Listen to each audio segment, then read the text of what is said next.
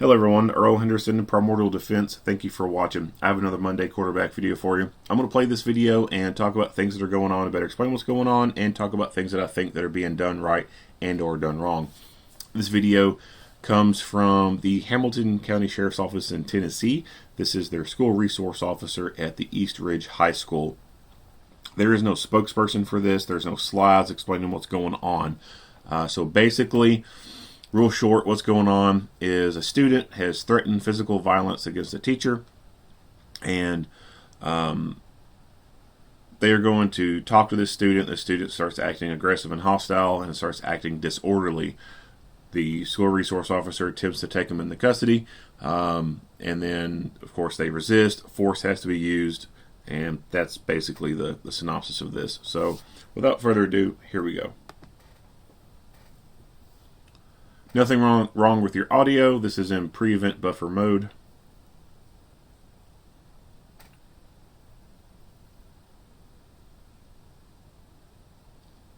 Here soon, the audio will start.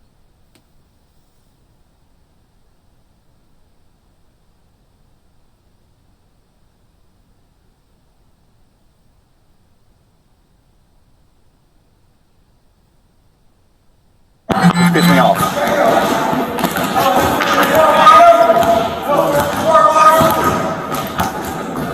What happened? We're playing kickball game. He wouldn't play. So as soon as the basketball's come out, he comes out here and wants to play basketball. So I come up to him. I'm like, Tauris, you said you were sick. He said, don't approach me like that. I said, I'm a teacher. I can approach you how I want to. I didn't do it disrespectfully. I just asked him a question. And then I try to go over here. He goes over here. I try to walk him outside to get him one-on-one. And he's at the basketball, and he comes to me, and I grab the basketball, and then he sort of butts on me and comes at me into my face. And he won't talk to me. And he says, you're a racist motherfucker, and I'll kick your fucking ass. Quote. You can ask Katie. I ain't put up that shit. But I want to have a conversation in front of you with him. Because he got to know he was wrong, and we're talking to him. I just got switched to this class because the administrators, my counselor, whoever can't hire a teacher for my institute. My institute, I've been taking all 4 years. Yes, Mr. Black. I've been taking them for 4 years. It ain't my fault if they can't hire another teacher, keep a teacher in that class. So with that being said, my institute, my guidance counselor put me in here. Not knowing that I told him I wasn't feeling good. Came to him about that. That was already done on about. Yes, done on about. He left alone. Okay, cool. We cool. I'm up there in the bleachers sitting down. Finally, when I come down from off the bleachers, you want to come at me aggressively. What happened to you? You supposed to be in the bleachers. Like, that's not how you talk to me. You could be a good citizen, but be aware. When you talking to me, it's respect. So what happened after that? After that, it wasn't nothing else to discuss. I walked up. Yeah. A couple things so far. He wants to talk about respect. And people like this do not understand what the true definition of respect is. To them, what respect is people submitting to them. That's what they think respect is. People submitting to them and catering to them and never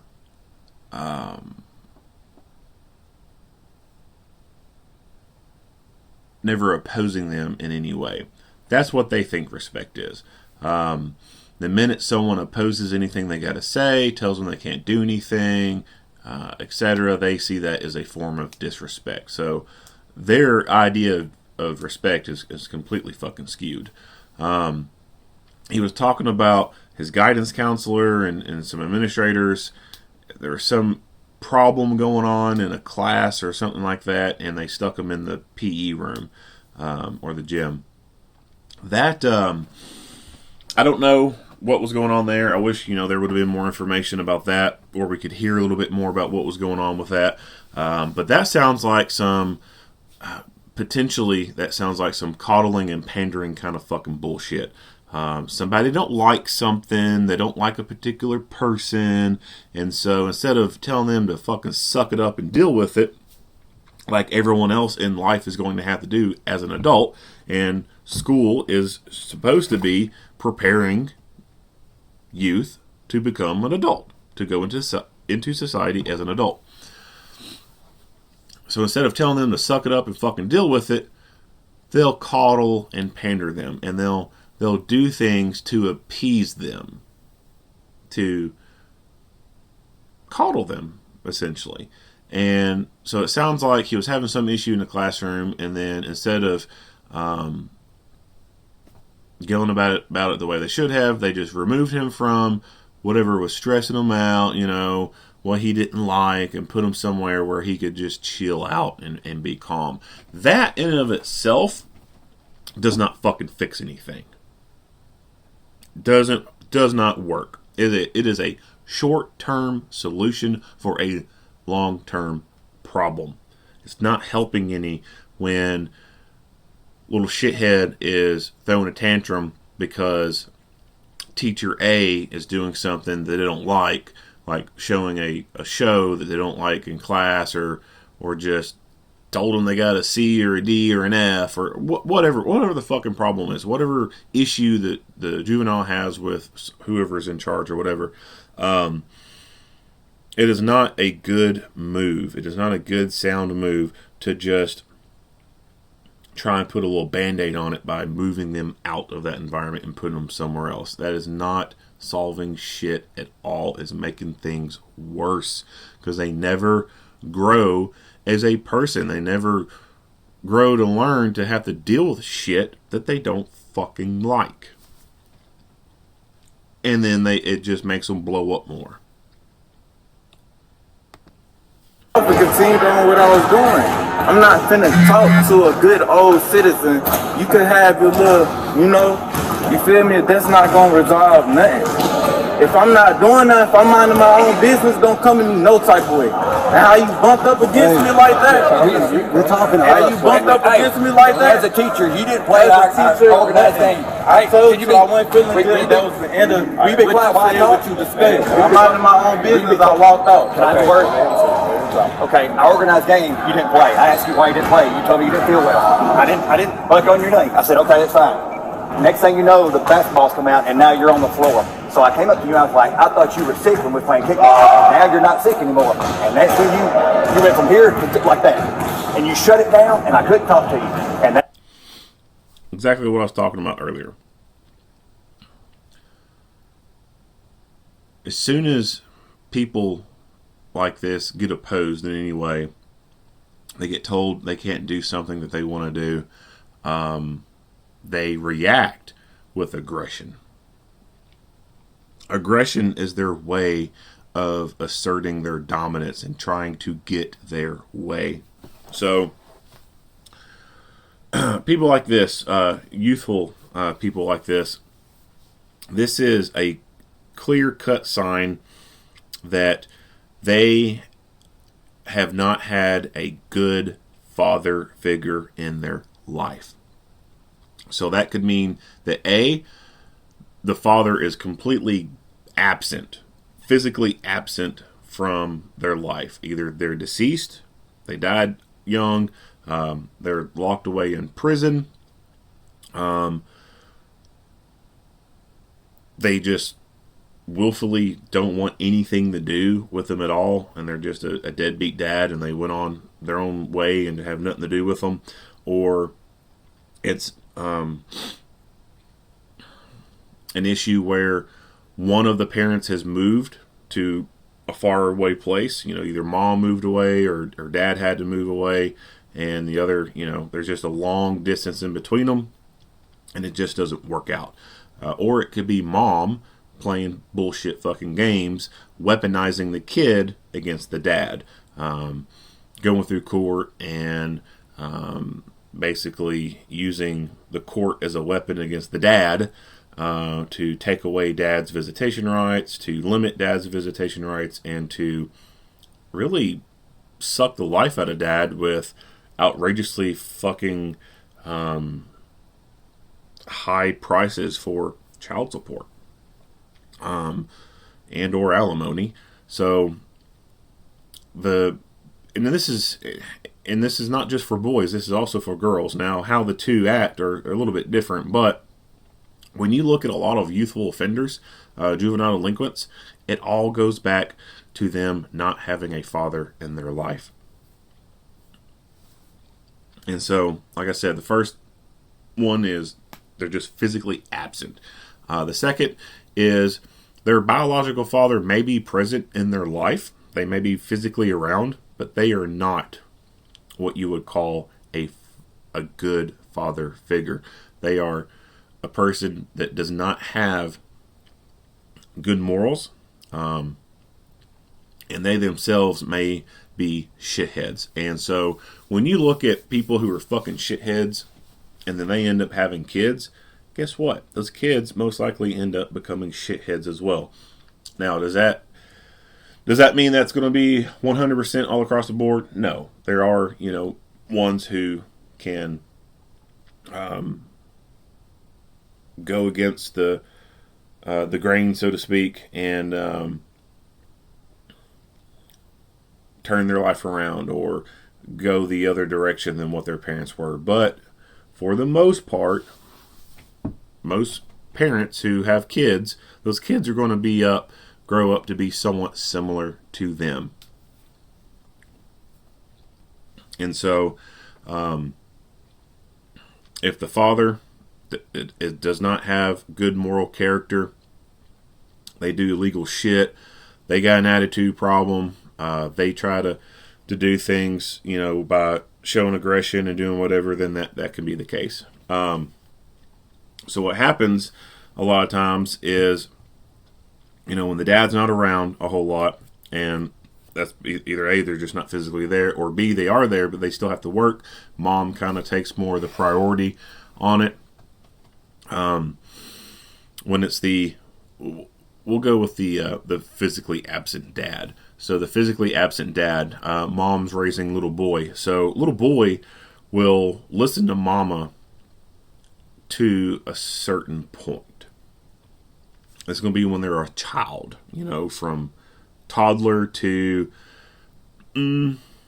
maybe mid-elementary to late elementary, maybe. They'll listen to mom for the most part. As they go from toddler to elementary, they're of course growing, and some things start building up. And when they get to a certain size, mama's no does not mean no anymore. It is a suggestion, because mama can't snatch their fucking ass up anymore and spank the shit out of them, if they even do that. Some of the mamas don't do anything; they just let them do whatever.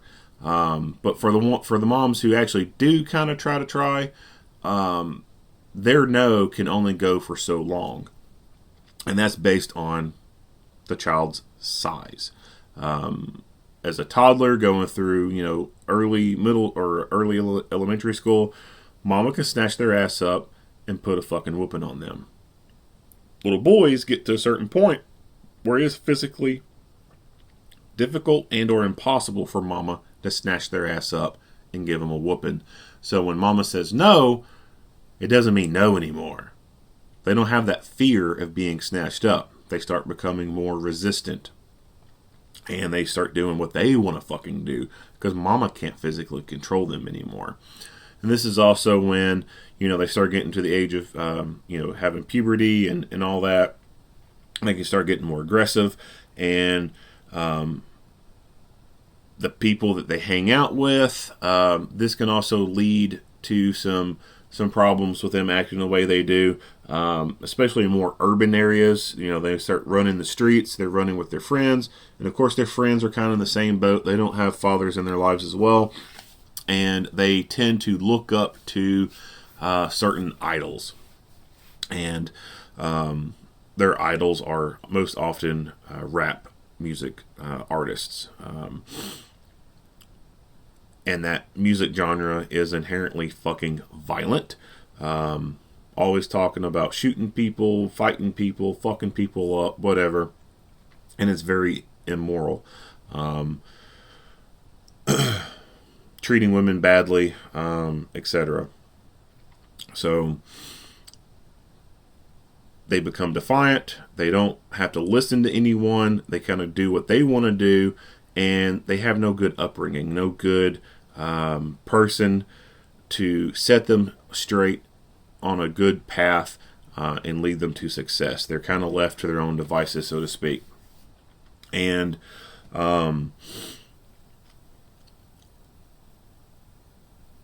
when they get to this phase of doing what they want to do, you know, they leave the house when they want. Mama can't control it. Mama might be at work.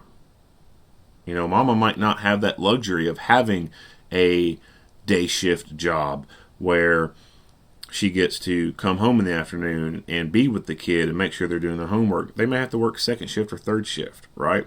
And so they're not going to be able to monitor them the entire time. And so the kid may leave the home and go run with their friends in the streets. And there's kind of a progression when it comes to urban youth like that, and what they end up doing to get into the serious shit. A lot of times it just starts off with car hopping. They start, well, I'll even back that up more. Usually they'll start with sometimes the use of illicit substances. You know, they'll be smoking weed with their friends at the park, etc. They'll go out and they play basketball because, you know, that's the fun thing for them to do. It's the only thing they know how to do. And some of the people they look up to, as far as their idols, that's what they're good at, is playing basketball.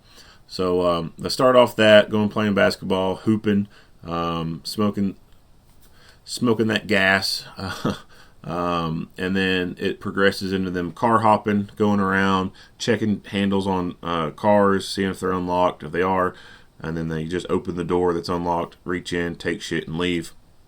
And they may go sell that to get more money for their weed, etc. And then it'll progress to them doing a little bit more, a little bit more, a little bit more. And then next thing you know, they're slinging drugs on the corner, doing dope deals, and robbing people and breaking into homes and shit like that. And that goes on until they get caught or killed. And usually it's a cycle of being caught, released, caught, released, caught, released, caught, released. So they become hungry with, I won't say hungry with power. They become addicted to doing what they want to fucking do. And when you're able to do whatever you want to do, that is addicting. It really is. Like, you don't have to fucking answer to anyone. No one's telling you what you got to do. You get to make your own schedule for the day, so to speak. Like, you are the boss. When you get to do that for so long, and then that gets taken away from you, and you no longer have any control, it is literally like taking crack away from a crackhead. Like, they will fucking lose their shit. And that's what's happening with a lot of these juvenile delinquents, is they are so used to doing what they want to fucking do that when they get put in these positions where they can't have their fucking way, they can't do what they want to do, they blow up. And they exert, or they display a lot of aggression as a form of posturing to try and make others submit. And this may be a learned behavior. They do this with their mom. You know, mom saying no. Mom grabs them by the wrist and says, "You ain't going out." And then they turn around and they start acting extremely aggressive towards mom. Clenched fists, you know, that scowl on their face, raise the voice, you know, they yell at moms, "Get your fucking hands off me," etc. And mom backs down. So they learn, hey, I just gotta clench my fist, scowl my face, you know, look menacing, and say, you know, "Fuck off, bruh," and I get my way. And they can do that out on the streets, you know, they're playing a basketball game or something, or whatever, you know, they can do that to kind of exert their dominance, so to speak, or kind of exert their little small bubble and territory to help tell people to fuck off and get back, and it works. That's just the home life, right? School life is also a large contributing factor into some juveniles' delinquent behavior. So corporal punishment doesn't exist anymore, right? Like, you don't I don't know of any school out there that will yank a kid up, take him to the principal's office, and paddle them. I just don't know anywhere where that exists. So corporal punishment is gone. And when you look at youth from way back in the day, and the schools that incorporated corporal punishment and all that, and then you fast forward today to where that none of that should exist, and not just that, but also how things were done back then, you'll notice a very noticeable difference in how youth were back then versus how they are now, especially in more urban areas. So the school, you got to think of school as like a job, right? Like you as an adult, you have a job. You have a 40-hour-a-week job at base minimum that you go to. And you probably, as an adult, you're going to have overtime. But at a bare minimum, you're doing most likely 40 hours a week. School is a job for the youth. They go to this place for 40 hours a week. And then when they come home, they spend the same amount of time with you as you do them, that you get to have after work. So if you work 8, 10-hour shifts, whatever, when you come home, you only have a limited amount of time to do stuff before you have to go to bed or get yourself ready for the next day and then go to bed. So you don't have a whole lot of time in the afternoon when you get home. You get home in the afternoon around 4 or 5, do a chore or two there, have dinner, maybe watch a show, and then you got to go to sleep. You can't stay up very long. So you get home around 5, maybe 4, something like that. You're going to have to go to bed no later than 10. Now, some people will stay up later than that, but if you're wanting to not feel like shit the next day, or if you got a job where you really work, you don't work in some fucking office that you can have the luxury of staying up late, then you got to get to bed early. You just don't have a whole lot of that free time in the afternoon. And so what that equates to for parents and juveniles is there's not a whole lot of quality time with the parents and the juveniles after school time. They spend the majority of their waking hours during the week at school. And so if schools do not properly instill discipline into the students, then it becomes a learned behavior for them when they get to do whatever the fuck they want to do. So going back to this guidance counselor or whoever the fuck it is, took them out of the room that there was some problem and put them in another room. Well, if that shit goes on over and over and over and over, and they're not getting any true punishment, they can be disrespectful as fuck to the teachers and nothing really happens, there's no real true consequences, those become learned behaviors. They become acceptable to them. They learn that nothing's going to happen to them if they cuss the teacher out. They might just get moved to another classroom.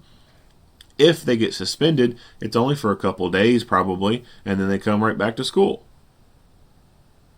The teachers can't do anything to them. The teacher can't slap them across the fucking face after, they cuss them out and call them a whore and all this. They can't do anything like that. The students themselves can become overly aggressive towards the teachers, exert that dominance over them, and the teachers can't do anything but sit there and take it. And so that becomes learned behavior. Hey, I can do this and get away with it. Hey, if I want my fucking way, I just act aggressive. I start menacing. I get my damn way. Ain't shit gonna happen to me. And if they get suspended for a day and they don't really care for school, what the fuck do they care if they get suspended? It's a vacation for them when they don't like being there in the first place. So school has as much to do with our juvenile delinquents as their households do. So everyone always wants to blame the parents. The parents, the parents need to be held accountable. Parents need to be held accountable. Yeah, I agree with that, but the fucking schools need to be held accountable as well. Corporal punishment needs to come back in the school. Little shitheads like this need to be yanked up and have the shit fucking spanked out of them. If they're going to be a problem like this where they're not going to fit into this school, then they need to be removed from that school completely. I don't think that public schools is a given. Like, I think it should be more of a privilege than a right. If you can't act right in this environment, then fuck you. Leave. Get the fuck out. If he don't want to play ball, so yeah, if he don't want to play kickball, pun intended there.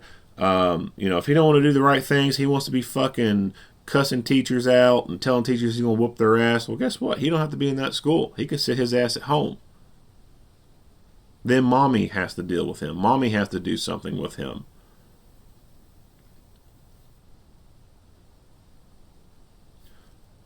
So the problem is, like I said, it's home life, and it's also the schools. The schools are just breeding grounds for bad behaviors. Now, that's if the person themselves is bad to start with. There's millions of other kids who go to public schools and they do just fine, right? Like they're perfectly fine. They don't act like this. They're not little assholes. But that's because they have good households. And they have good moral upbringings, and they're going to be more of a success story. When you take someone who is not on that track and you put them in an environment where there's no real consequences, then the consequence itself overall is they do not improve at all. They do not become a better person, and in fact they can become a bit of a worse of a person because they're spending so much time in this environment and nothing happens to them. No real consequences. They just do what they want to do. Alright, felt like I ranted on that long enough. Moving forward. That's where we are. I asked you a question. I said, I thought you were sick. We were playing kickball. And then you went, zzz, and you changed twofold. Like I was coming at you. You said, don't come at me like that. I was like, I'm asking you a question. I'm not coming at you. If I came at you, you know it, but I'm not going to do that. I'm 50 years old. I'm too old for that stuff, okay? I've been doing this for 26 freaking years. All right? I've got a little bit of experience. So if you think I'm coming at you, you're totally wrong. 100%. But as a teacher and as a person of respect, that I do respect these kids, you ask any kids in here, and you call me racist, I'm the least racist person in the school. You ask anybody around here, black, white, or indifferent. Kids, young kids, adults. I guarantee you, I treat this man with the same respect they treat me. Don't call me racist.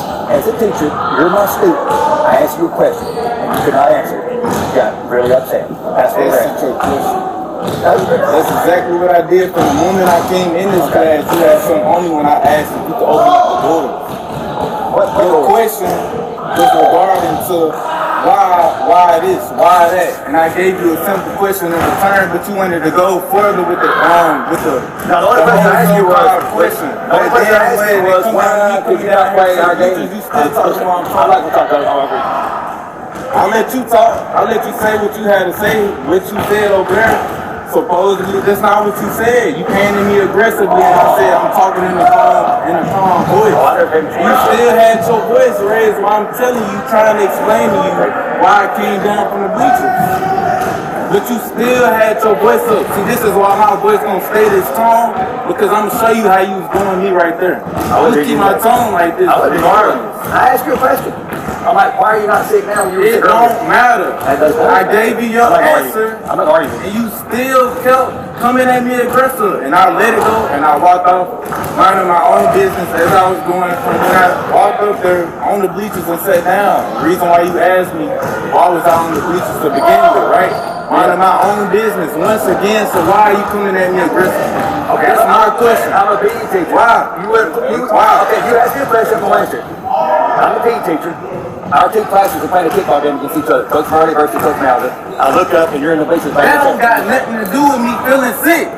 I didn't know you were sick at that time. That's why I asked you the question. I'm like, why are you in the bleachers? How many times I got to tell you I was sick? Okay. I think the thing is you were sick, but then when he allowed you guys to have free time, and then you decided you weren't sick and wanted to play. Not that I decided, but at the time when I was up feeling myself, I'm going to come down and I'm going to interact. Is that a problem? Yeah, but if he's designed a lesson, he didn't participate in his lesson. He designed a lesson. A lesson is not to go out there and play with students just because This is a physical education class. That is yeah, what it is. I get that. And I came down. I came so down on my time when I was feeling myself and I went down there. So how is that a problem? The problem is our kickball game we were playing against Coach That's not the point. It's not about the kickball game. It's about me not feeling myself. How many times I gotta say that? I didn't say a word to you about not playing. Did I say anything? I was like, that's fine.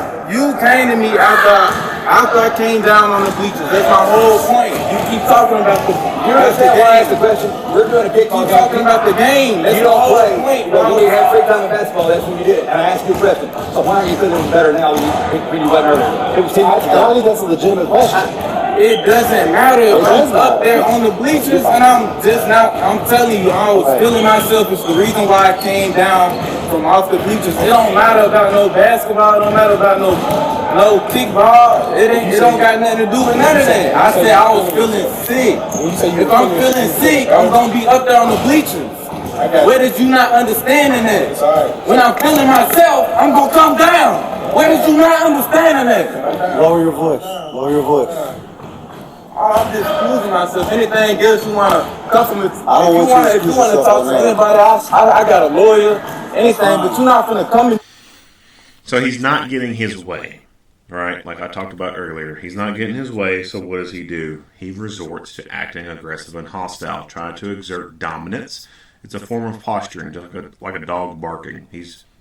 He's losing it at this, and he is wanting to come out on top as the big dog, so to speak. So he starts acting aggressive and hostile, raising his voice, acting the way he is. No type of way and disrespect me. Hold on. Bro, get your hands off me. Hold on. Get your hands off me. I said hold on. You got 5 seconds to get your What hands the off fuck me. are you gonna do? You got 5 seconds to What get you your gonna hands do? on me. What you gonna do? You got 5 seconds to get your What hands you on me. I gonna ain't do? gonna do nothing. You gonna get your ass off of me and get on my presence like you got some sense. Be a good citizen like you is. I bet you be a good citizen, not raise your voice With that badge on your hook. and causing a big scene inside the gym. Nah, I ain't Because causing you're really nothing. pushing for disorderly conduct. I ain't pushing nothing. You If I'm are. pushing some, alright.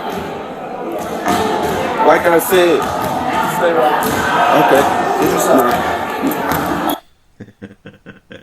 The disrespect, like little motherfuckers like this. Ooh.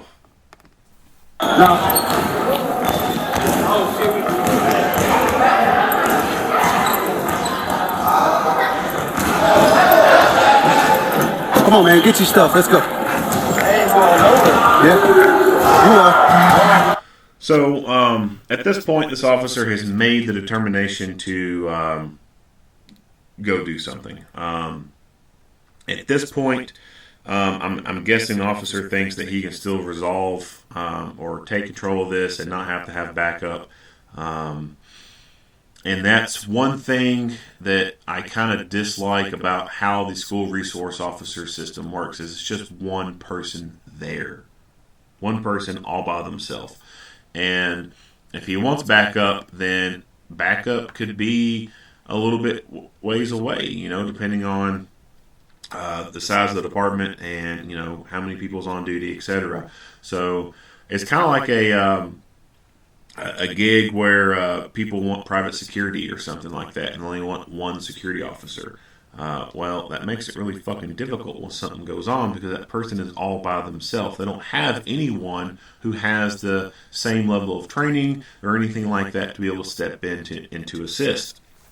And in this environment, the school resource officer is completely alone. The teachers are not likely to step in and assist with what's going on. They have their own rules and policies that they have to follow.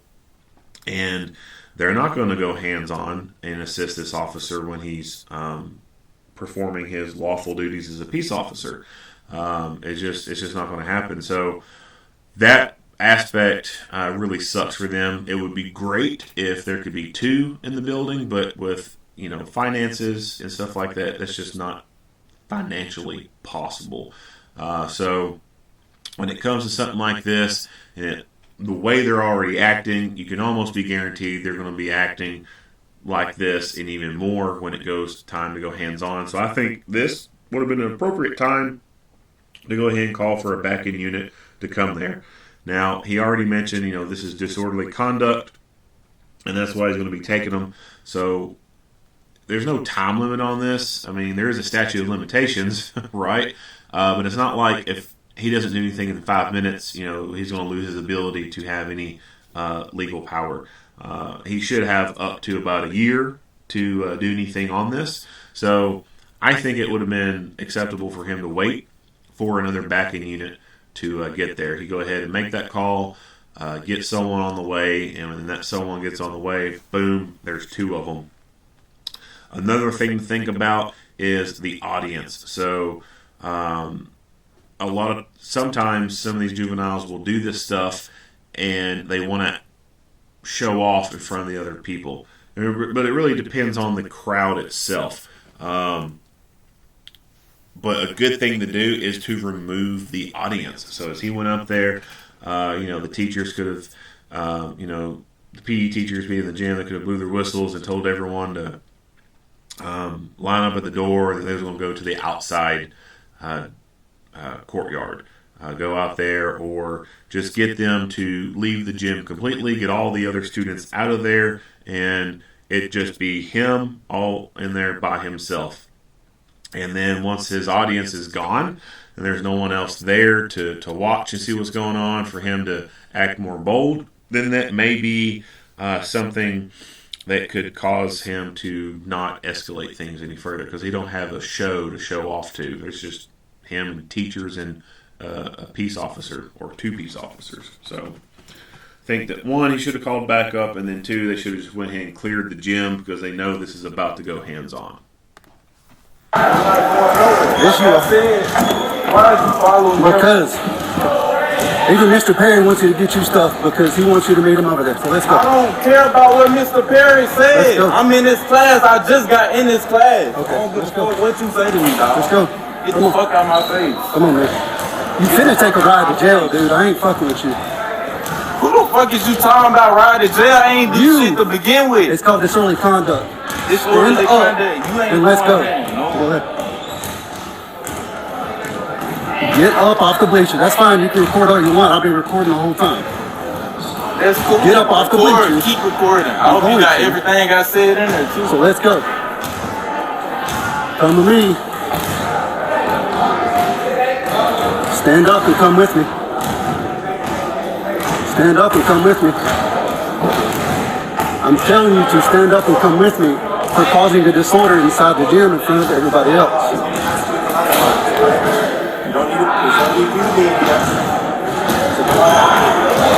You don't need to be in here. Mr. Perry's telling you to come out. I'm telling you to come on, so you need to get up and come on. I'm giving you a lawful order to get up and come on now. Alright, man. Take the backpack off. We finna go to the gym. Don't resist me, dude. Don't resist me. Don't do it.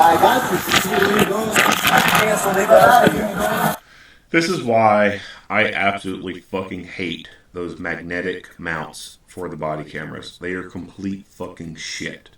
This always happens. As soon as you start to scuffle with someone, the damn thing falls off. I don't think that is a good design. I think that is probably the crappiest, most shittiest fucking design ever. And the only reason I think these stupid ass magnetic mounts exist is because of dumbass police administrators within these agencies who want to have the classic Class A uniform look. They don't want to have the uniforms altered in any way, and they'd rather just have a magnetic base sit behind the uniform and then the other one slapped to the front of it. That way they can have it more of a clean, professional look. Yeah, like, you're going to have this, it's, weighing, right? Like, pros and cons of shit. You're going to have to consider the fact that you want this nice, pristine-looking uniform. You have to have this little box on it, but you don't want to sew anything onto the uniform and have permanent things, or even have to spend the money to go have permanent things, and then put this magnetic mount on there and look great. But then as soon as people get involved in shit, the motherfucker falls off. Fucking stupid. What agencies need to do is they just need to modify their uniforms. They need to have an extra loop sewn onto the front of the uniform so that the camera can clip onto it. These magnetic mounts are junk. Fucking junk.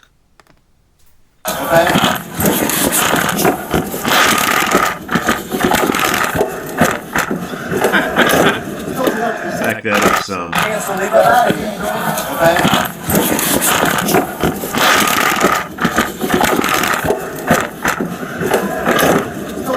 Yeah.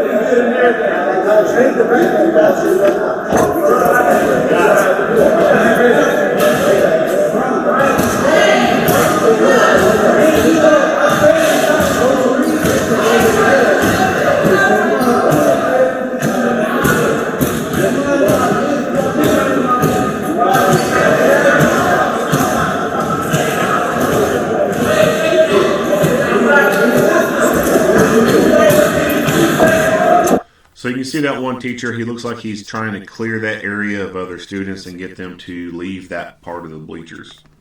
A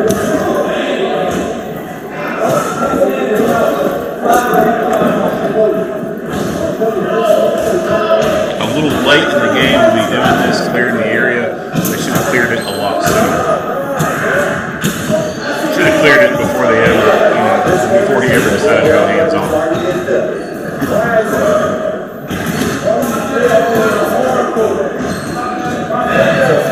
So that you can still see them somewhat over here to the left, and now it just seems to be a standoff.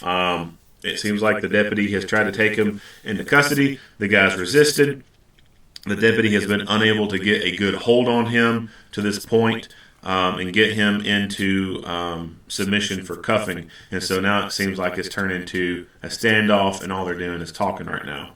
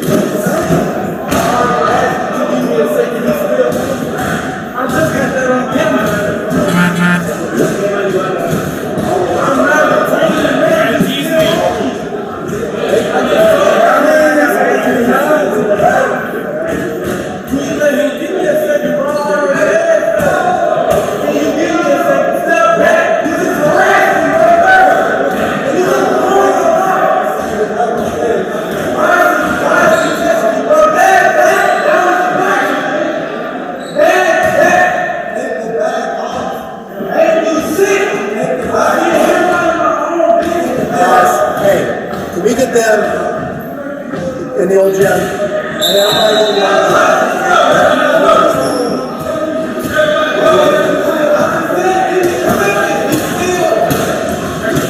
So we just heard that one teacher say about moving everyone to the old gym. So they're getting the right mindset of moving everyone out.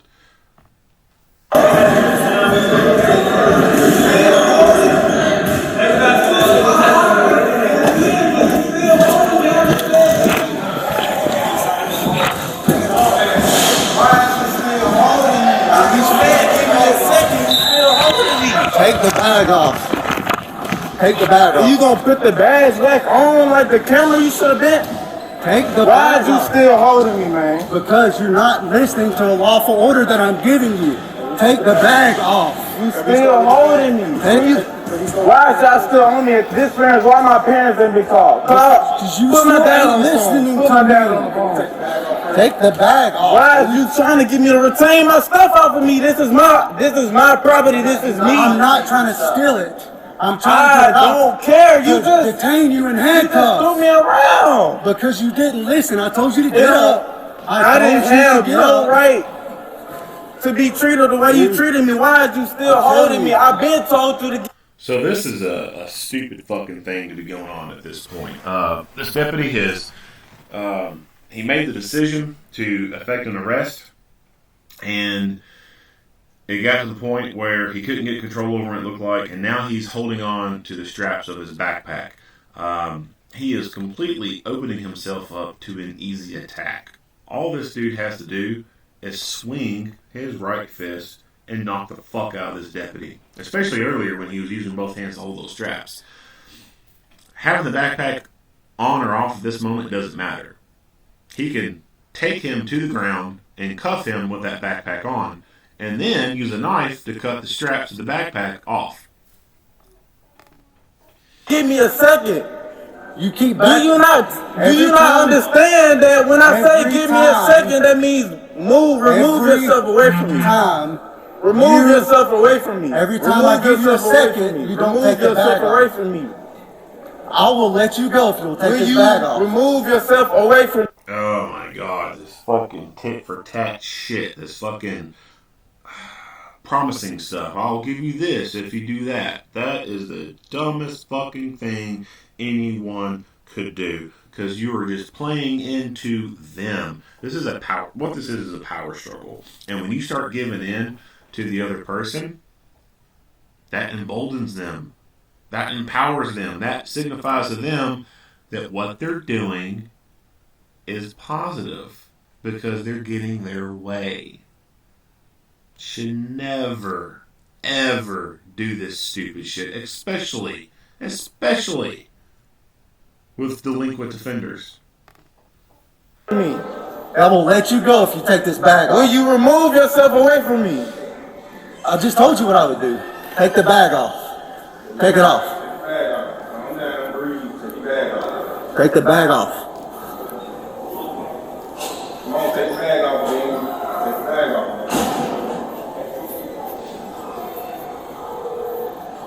Take the bag off, dude. Take it off. You're going to jail for disorderly conduct resisting at this point. Take the bag off. What's up, Peter? You good? No, I'm not good. I literally just got thrown around by the police like I haven't done nothing. They simply called the administrators down here, which is the teacher that I'm in for physical education. Like, he called the administrators down, knowing I didn't have no wrong. I was in no wrong. I simply came to him, and when he asked me a question, which why am I at the bleachers, and I told him I wasn't feeling good. I exited the bleachers when I started feeling myself, and he wanted to come in here aggressive, so he got a police officer down here pulling on my lock, slamming me into the bleachers I'm at the school, and they will not let me go.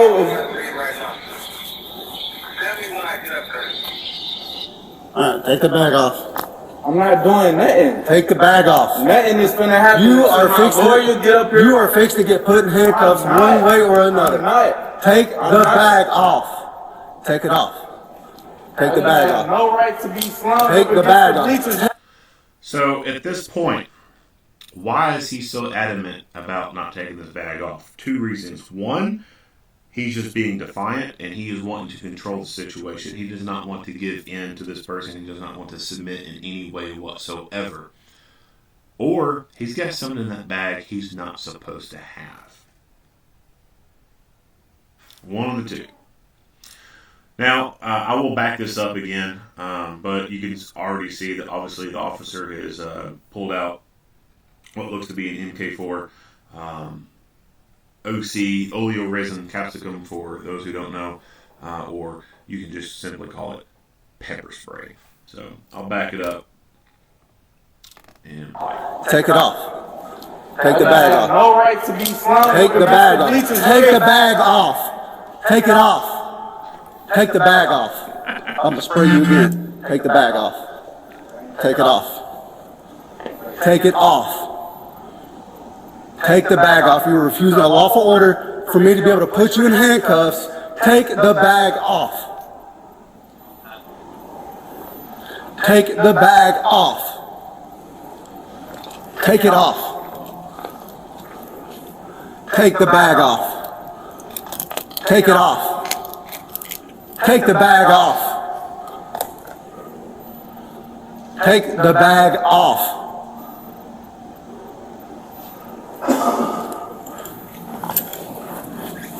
I'm going to take the bag off. We can get you decontaminated once the backpack is off. Take the bag off. Take it off.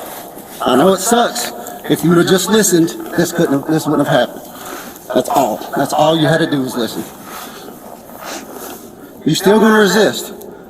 You want it some more, dude, because that's fine. I got a whole can. Take the bag off, man. That's all you have to do is take the bag off. Take the bag off. You're harassing me. I told you to take the bag off. That's fine, dude. Take the bag off. Take it off. I can't breathe. So at this point, if this officer has a taser, he should already be deploying taser to effect this arrest. He's obviously showing that he cannot physically control his limbs. He cannot gain control over one limb. That's not abnormal. Sometimes it can be extremely difficult to control over someone's arm, especially when they draw it in close to the core like that. A taser, you deploy taser into someone, they lose control over being able to control the amount of resistance that they can exert in a limb. They just cannot send those signals to that limb to do that. And so when you fire a taser into someone and you get good connection, you get what's called NMI, neuromuscular incapacitation. Basically, if this is kind of an older analogy to try and use because most people don't have house phones anymore, but if you've ever been on a house phone, a landline, and you were talking to someone else at another house, and then you're talking, everything's going good, and then someone picks up another phone within the house and they just start yelling. Ah!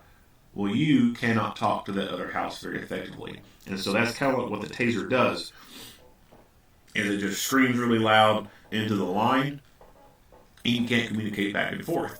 And so if your brain can't communicate to your arm to say, hey, pick this up, or hey, resist this movement, hey, push forward, pull back, exert, whatever, then you can't control that limb. You can't do anything with it. So that's called arrest under power. You deploy taser on someone, they lock up, they can't control their limbs, and then you can physically move their limbs and then put them in cuffs. So I think that's what this officer should have went to at this point. Fuck trying to struggle with this dude anymore. He's been very adamant about not giving this bag up. Again, like I said, that could be either because A, he's just wanting to be defiant and dominate what's going on, or B, he's got something in there he's not supposed to have. And there could be a weapon in there with his bag in front of him like that and his hands drawn up under it. He could be trying to access that weapon. If you take the bag off, we'll get you decontaminated. That's all it is. I can't breathe.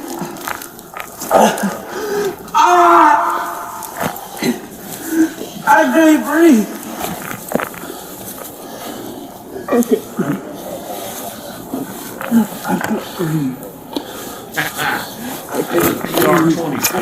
I can't breathe. So, there is techniques to be able to use the baton for more than just striking people with. This is actually a technique that was taught or is taught with these are PR-24 style batons. You can use it as a leveraging type of device to get a person's arms out from under them, and then also use it to lock the arm in place for an escort or to hold them into a position while they're being cuffed so they can't control that limb anymore. Give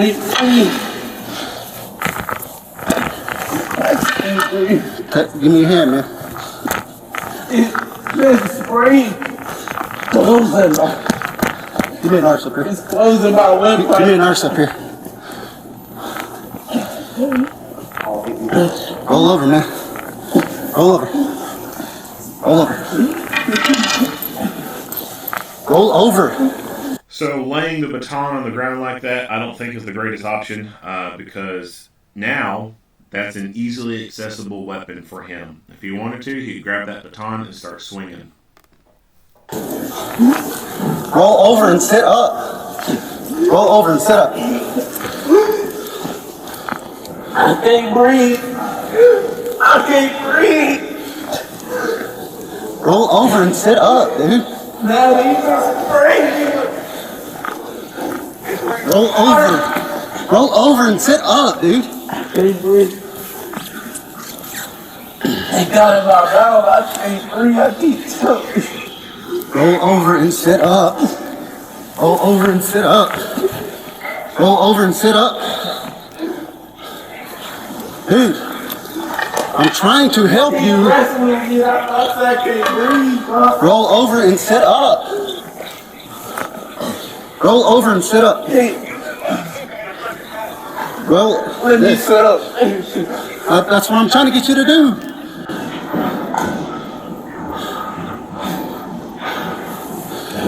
Let go of the bag, dude.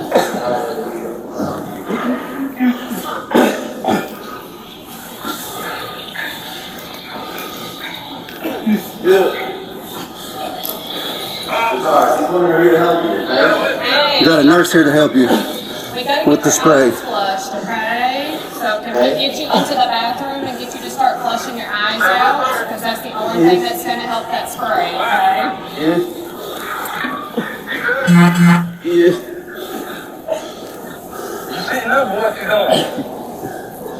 Yes. I can't breathe. He is sitting up. I'm trying to catch him on my breath.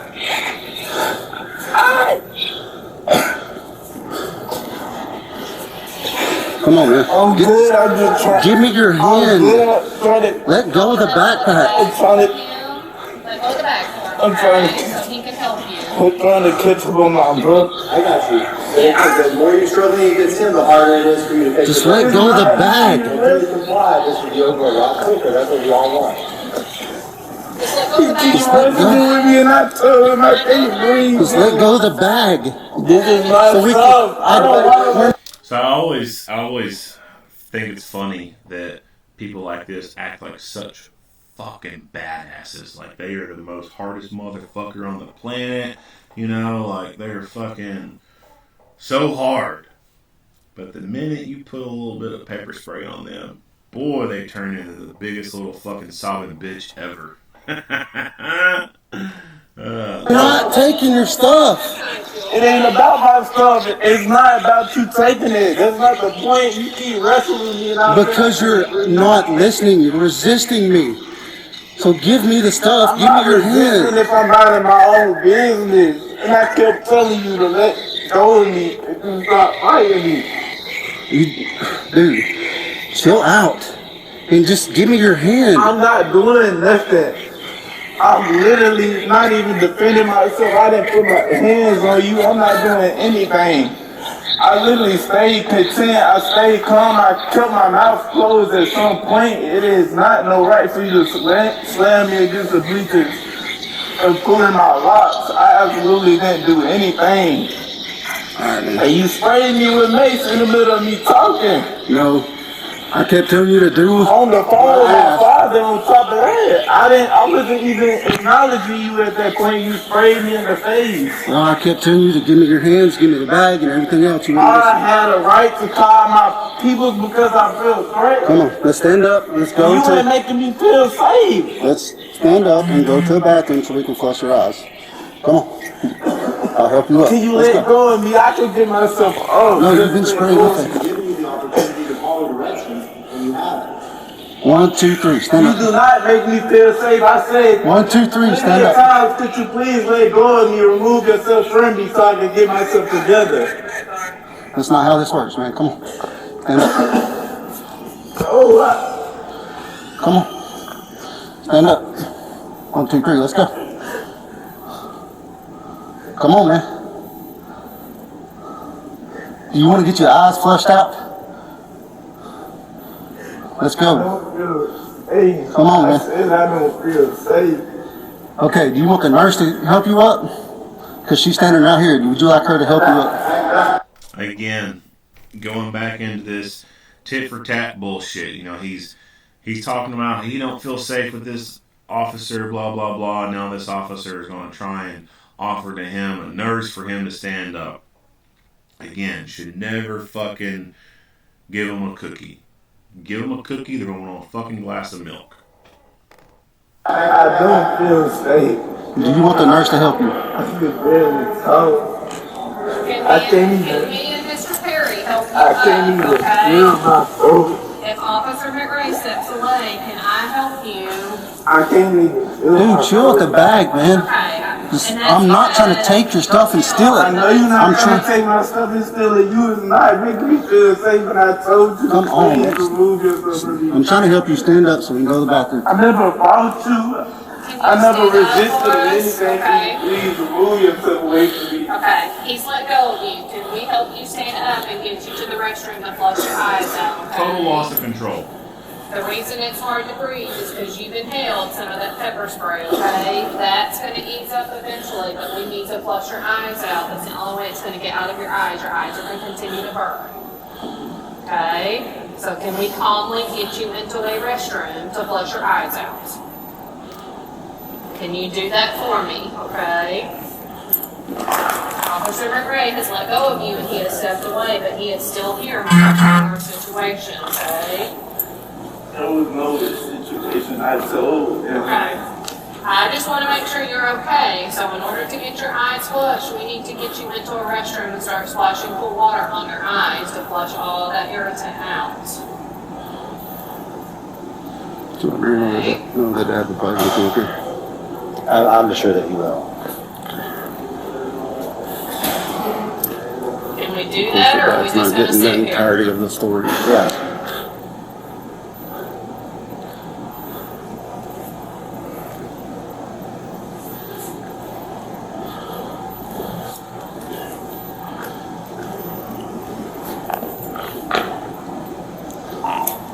$260.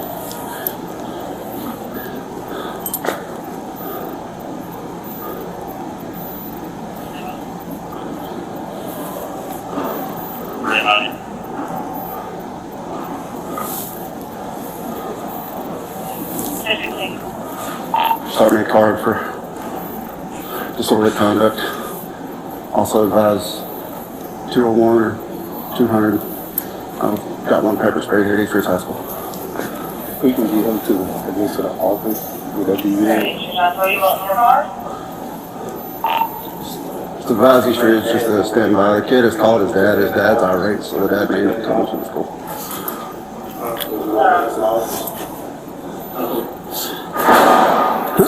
We need to get his eyes decontaminated. So this is a long time in this interaction, and he is just now talking to dispatch.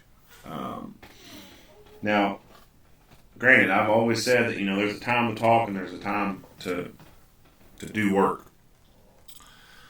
While he was hands-on, yeah, understandably, he needs to keep both hands dedicated to the fight. But there was ample opportunity after that for him to get on the radio and start another unit to get to his position. So I think he failed in effectively communicating to his dispatch and his fellow officers and getting appropriate help on the way. We need to get his eyes flushed out. Can we walk you into the restroom? There's one right down the stairs. I don't feel safe. You still got this man. I have to be here at this point. Unfortunately, I can't control that, I'm okay? fine. I didn't resist to anything. I was minding my own business. I stayed put where I was at, my mouth closed. He didn't have no right to physically touch me in any type of way. Okay, but right now we want to clean your eyes. Yeah. It's all about right now. It's about that. I can't control that, okay? But what I can help you do is try to get your eyes flushed. But the only way we can do that is to get you in the restroom and start getting hard water on your eyes. That's the only way that's going to flush all those irritants that was in that spray out. Because otherwise, you're going to continue to burn. Okay, the breathing will ease up, okay? But your eyes is going to take some time. Okay. I'm in the new gym with a student.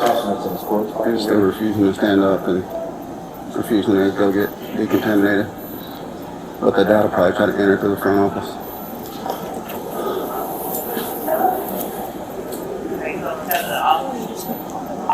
That's correct, right? The young girl, yeah, just make sure she's still doing okay. I don't know if she's going to go back to class, but she kind of understands. So that's why I made the comment about that in the past, but she actually thinks one. So, yeah, just make sure she's okay. She probably is. The dad is Alexander Sledge. Sorry? The dad is Alexander Sledge. Father's name is Alexander Sledge.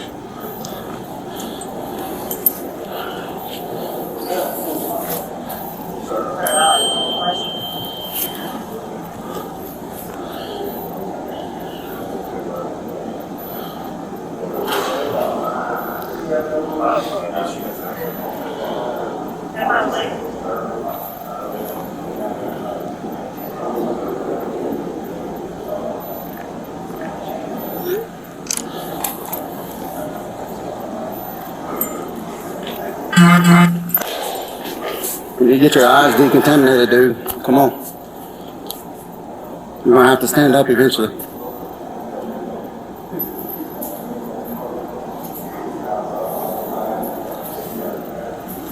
Come on, man. Of course, there's a bunch of recordings and people taking pictures and stuff that was interviewing too, as far as the kids. Yeah. So it's just about to go viral, as they say. Okay. He's about to go viral. Yeah, it kind of. Well, I don't know how viral it's gone, but it's obviously made it to YouTube. And that's one thing that I talked about earlier is clearing out that audience. So it works both ways, right? For these youthful offenders, you take away their audience. That way, they can't show out to other people, and then you take away the ability for those other people to act some kind of way, right? Some of them may be sympathetic towards him. There may be, he may have a couple friends there. He might start wanting to try and act out. And of course, they've got phones and they're going to start trying recording and everything. So in an environment like this, that's one of the reasons why it's also important to get them out of there. That way they can't be recording with their phones. Now, what I said about earlier about the schools just not having any discipline or anything. There are so many schools across this nation that have policies and procedures on students' cell phones, and the rules are saying that they cannot have them, but they don't do shit when they catch them with them. And so there's these schools that have rules against students having phones, but yet they never enforce anything. They never discipline anyone, and so every damn student has a phone. Students are using their phones in the classroom, not giving a fuck. In the middle of class while the teacher's talking, they're on their phone playing, and the teachers aren't doing anything about it. And that's also partly because the teachers aren't backed up by administration in some places as well. So schools are, like I said, they are a breeding ground for those who do not want to follow rules. So those who don't have good homes, as far as moral upbringings and things like that, the schools just help further that along because they don't do anything. They don't instill any discipline or do anything to show that there's consequences or anything like that. It's just almost like a free-for-all when it comes to these environments. That's correct. The kid's just sitting here. He won't stand up and go get decontaminated.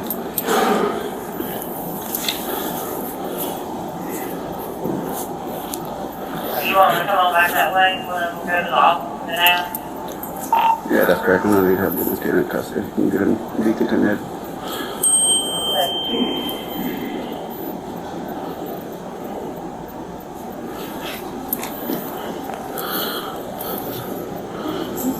So,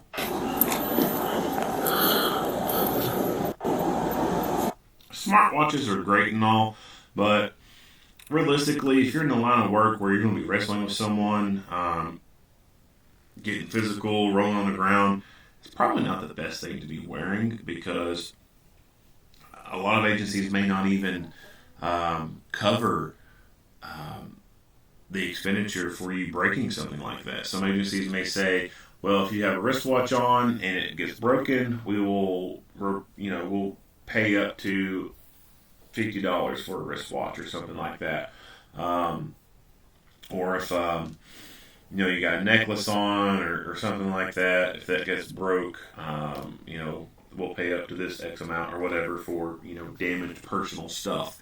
And these smartwatches, they're well above that $50 mark. And if you break that damn watch, there's a good chance that agency will not reimburse you for your personal watch that has been broken. And if it's an expensive watch, then that's on you. You're going to have to eat that cost.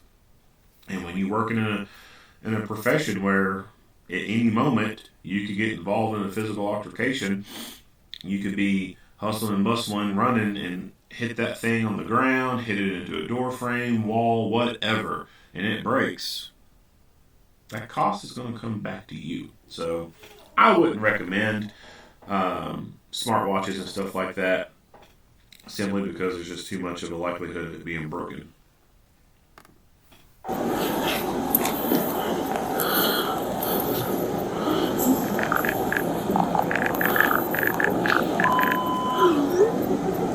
I didn't get there.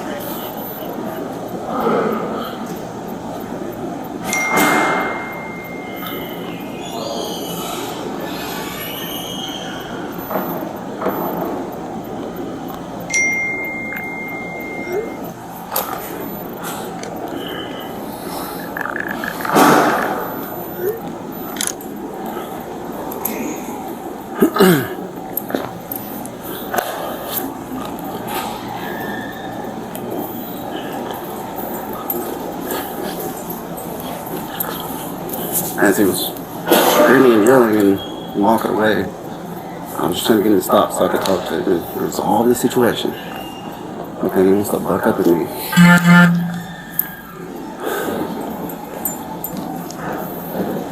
And at that point, he told me I got 5 seconds to take my hands off of it.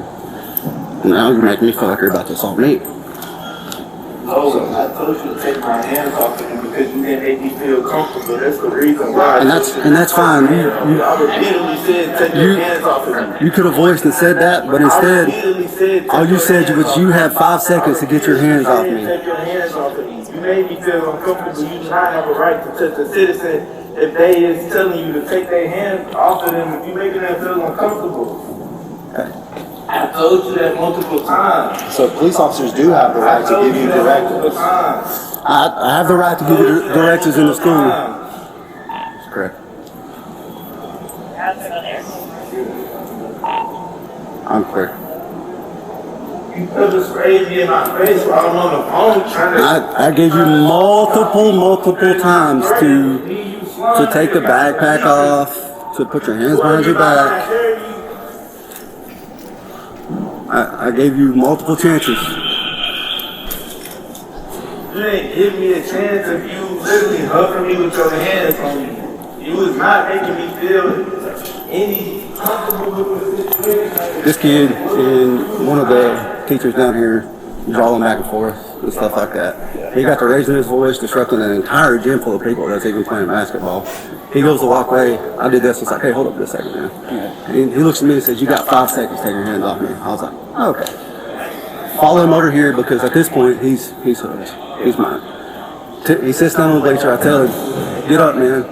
You got to go with me. Mr. Perry wants you to get up and get your stuff. You got to go with me. No, screw you. I'm not doing that. So I go to grab his arm and the fight begins. And while we're up here, I'm pushed him to the ground. I'm trying to get his backpack off of him. I give him a chance to take it off himself and everything else. I kept telling him, take your backpack off, put your hands on your back, back and forth, same thing. He wouldn't, so I sprayed him to see if he would listen to pain compliance. Still yet, he was still. He is still not complying. That looks like Dad's right here at the door. Have a seat, man. Have a seat, bud. Just sit down, dude. Just sit down. You haven't been properly decontaminated yet, which is what we need to do. Okay?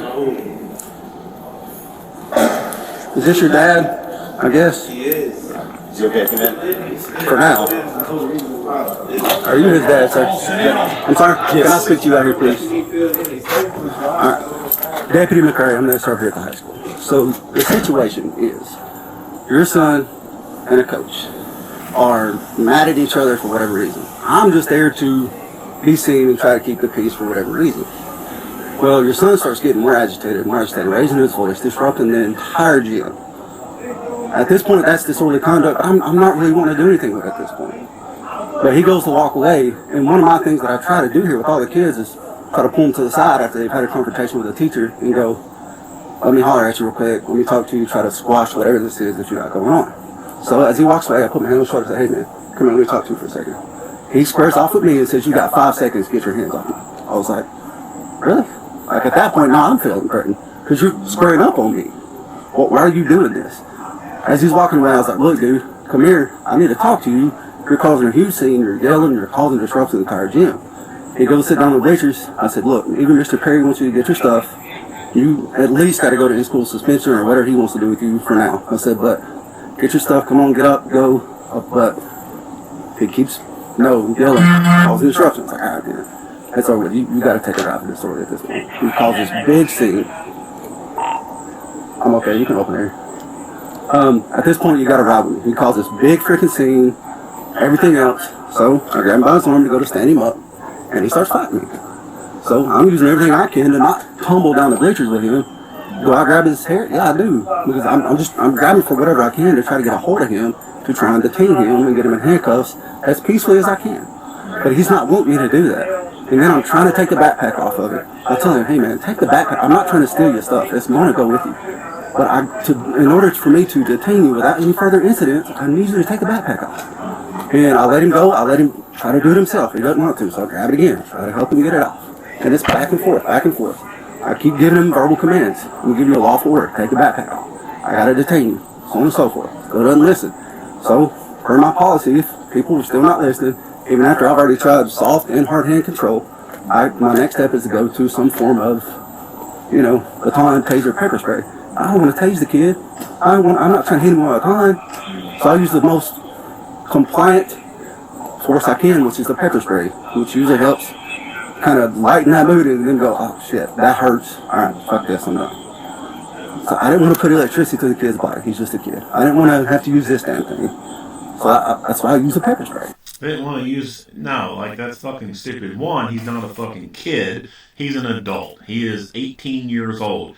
Now, this officer may not explicitly know that. He may assume that he could be somewhere in the age range of 15, 16, 17. Even then, he's not a fucking kid. I hate this notion, this idea that people call adolescents kids or call them children. They're not fucking children. A child is between being a toddler and someone who has not yet reached puberty. Kids it could be that, or it could be, maybe adolescent. I don't like calling people who have bodies like that of an adult a kid. I don't agree with that whatsoever. Even people calling college students kids. I don't like that terminology. It's just a personal pet peeve of mine. I just do not like it. But his body, it's stupid of that deputy to say that. And personally, I think it's stupid of this deputy to be going into this long, drawn-out explanation of what he did to this dad. Dad don't need to be having a conversation with a deputy like this. Dad can stay outside the fucking doors of this school. They could tell Dad that he needs to go to the front office and wait there. Like, he don't need to be back here where this is going on. You don't know what Dad's temperament is. You could hear on the phone earlier that Dad was acting extremely fucking pissed off and yelling. And you don't know what's going to be happening out here. It's stupid of that. It was stupid of this deputy to step outside these doors with him and he potentially act like his son. And now he could be getting into a fight with Dad out here, and those two deputies inside have not even taken 18-year-old into custody yet. They could still be in there struggling with him, trying to get him in the cuffs, and now this deputy gets into a fight with Dad out here. So tactically, I think that was a stupid movement on his part to leave that gym and go out there and talk to Dad. I think he could have propped the door open, talked to him, said, hey, you need to go to the front office and wait there, and we'll get up there and we'll talk to you then. Having a conversation with him right outside of this is just dumb on his part. But the taser, you can use taser on any age. The taser itself does not hurt people. The only way people get hurt from a taser deployment is when they fall to the ground and the probes themselves puncturing into the skin. That's the only injuries that occur. The cycle itself, it doesn't do anything. You might have maybe some sore muscles later, maybe, but it doesn't. The taser does not kill people. It does not hurt people like that. The only pain or the only injuries that a person incurs from a taser deployment is when they fall to the ground because they can't control their limbs anymore. They can't control their balance, or the probes themselves, obviously, when they go into the body. And he's still, I'm like, trying to get him to take his backpack off so I can get him cuffed up and we can take him and go get him decontaminated, and he's still not listening to me. Still resistant, still trying to keep the backpack on, still don't want to stand up. I'm like, dude, at what point are you going to listen to me so we can get this over with? You know, and I understand he's calling you, I understand you're pissed because you're hearing everything from his side, and this was recorded before I even started talking to him, so if you do want to capture or get a hold of the body cam, you're more than welcome to. I'm sure the sheriff's office will be able to supply you with that, or your lawyer, whoever, and then go from there. But I was trying to be as nice as I could be from the get-go with him, but he wouldn't let me. He just wouldn't let me. Anybody, witnesses? Yeah, so the coaches witnessed it, the teachers here, not this tall black gentleman, but the Mr. Perry, Mr. Graham, the coaches, and of course a bunch of kids there in the middle of the altercation who started pulling their phones and stuff out. But, I mean, they're going to catch whatever they can on their phone. All the good stuff. But all the teachers and the Mr. Graham and Mr. Perry caught from the beginning to the end. So, you want to have one of them step out? Okay. Yes, sir.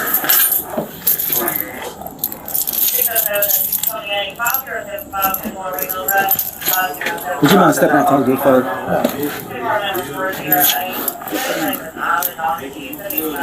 Hey, I'm okay. We've spoken on the phone before. I know the Tauris usually calls you like as soon as something happens. So it's my understanding that at the beginning of class, I guess, that there's in gym, there's usually a prepared lesson, usually some sort of a structured game, and then they have a free gym. The Tauris had told the coach that, you know, he didn't feel good, he didn't want to participate. Coach let him sit in the bleachers. During when it became open gym, the Tauris wanted to participate. The coach was like, I thought you said you were sick. Why, you know, you don't get to do the fun stuff if you can't do the other stuff too. I guess, I did not witness it. I think Tauris felt that our gym coach came out, more aggressively. Coach says he didn't. He was just questioning. And, he does have the right to, ask, like, hey, why aren't you participating in the lessons? I think Tauris did call him a racist and did use profanity towards him. And that's when he called, to the front office. Coach Graham and Officer McRae were the first people that came up, and then I came in after that. Tried to talk to them, the Tauris really wanted to listen to the coach. The coach really listened to Tauris. They did that. So we asked Tauris to come out of the gym. He refused. Hey, I'm at school.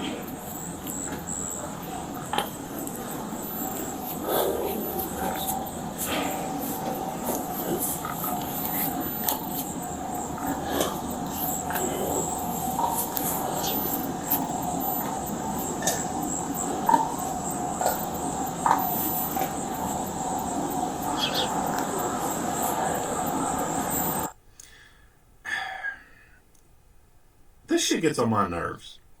Like, they're sitting here having a conversation, talking, and motherfuckers just randomly start playing with their phone, talking into it, interrupting the conversation. Like, people have lost touch with fucking reality. I mean, cell phones and modern technology is really great in some ways, but it is also horrible in some ways as well. The social interactions that occur between people now are not like they were several years ago, before cell phones, became what they were. People just don't have respect for people anymore. Like, this is a disrespectful thing to be doing, just cutting conversation like this. But so many people do it, and it's just a norm to them anymore. I'm sure someone will probably have something to say about me even bringing this up, but it's a fact. Modern technology, even with all its great advancements and betterments towards society, it has also been a detriment to society as well.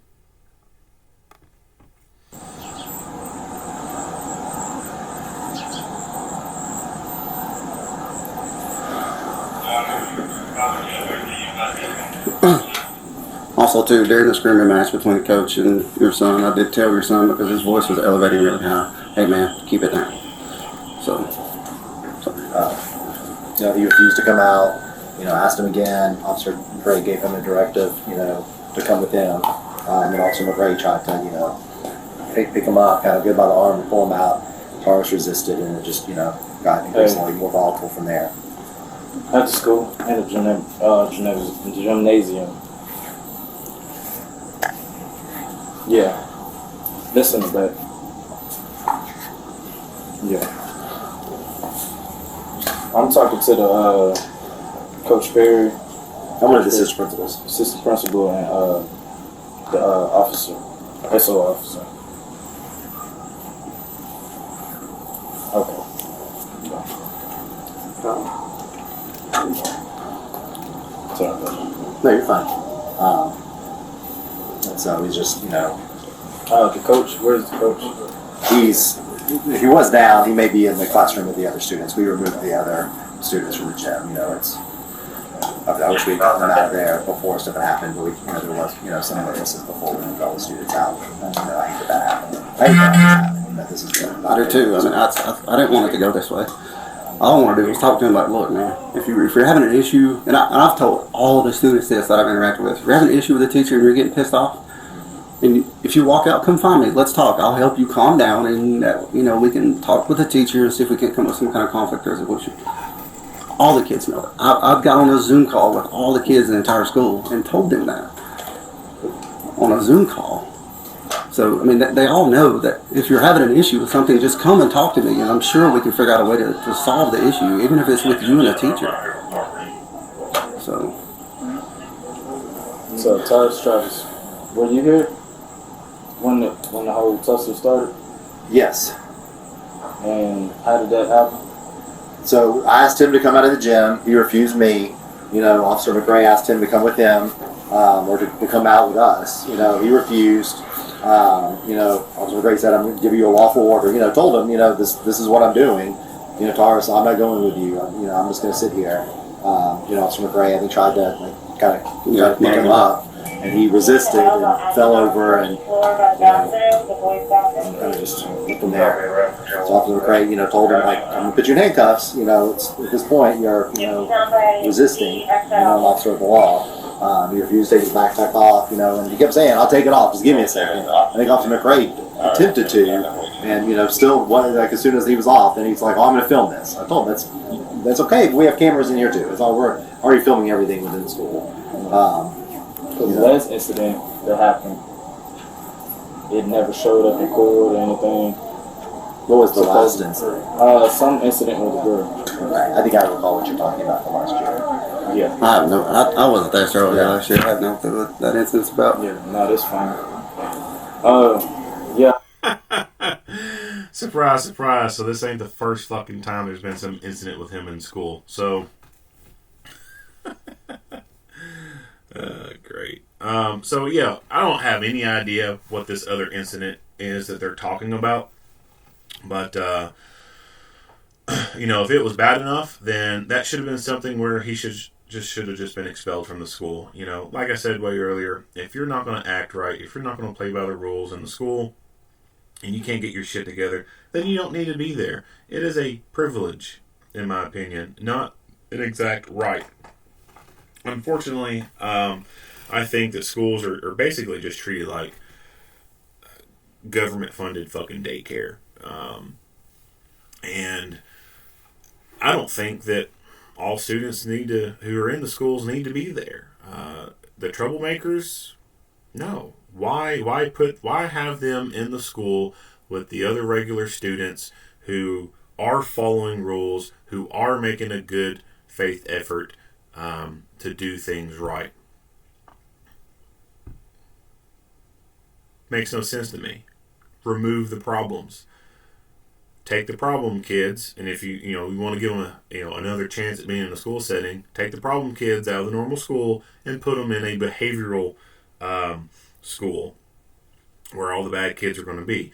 And then if they continue to act up and be problems there, they can be completely expelled from the school system. And then, like I said, that's going to be up on to the parents at that point to get their kid fucking acting right. And mommy and daddy are going to have to figure something out. They're going to have to lay down the land of the law, so to speak, in the house and make that kid act right, or else they're not going to be in the school. they're going to have to figure out some other means of daycare, essentially. I mean, there's cameras and everything. I definitely like to get a hold of it. He said I could go to the sheriff's office. Yeah, So the body cam, whenever I dock it tonight, it'll download, and the sheriff's office will be able to get a hold of it tomorrow. So probably would be ready for you or a lawyer or whatever to be able to obtain by at least Thursday. Okay. So Sounds good. So at this point, Tauris is... he has to go with me at this point. He's going to have to take a ride to juvenile. But 24 hours. It probably just a couple hours, just enough to get him booked in, get him a bond if they do that there. I'm not real sure. And then you guys got to come and pick him up. But I need to get him decontaminated from the spray. But he's not want to listen to me. He's not want to stand up. He's not wanting to take the backpack off. He's not wanting to do anything that I'm trying to ask him to do. Decontamination and wash his eyes out? Yeah, wash his eyes out from the pepper spray. Okay. Can I talk to him? Absolutely. If you think it was sitting right here. Dad, you want to talk to him first and see what you can do? If you don't mind, can I just have Dad talk to him first real quick? Thank you. He's still fucking sitting there. What is this fucking Mickey Mouse bullshit? So you got two officers here who are able to go hands-on with him, but they refuse to. They just continue to let him sit there and dictate what the fuck is going on. So not only do we have this one deputy who has dropped the ball, so to speak, now we have these two who have dropped the ball. And this one has what looks to be some type of ranking insignia on their sleeve. There's no reason why he should still be sitting there and not be in handcuffs. No reason whatsoever. That is, to me, a miscarriage of justice. Now, typically that's used in the context of courts and everything. If someone's going to be under arrest, then damn it, they need to be under arrest. They don't need to be dictating what the fuck's going on. The police need to be dictating what is going on. You get his eyes wiped off with the paper towel. He's still refusing to stand up. You gotta stand up, Tauris, for a second. So they can get you decontaminated.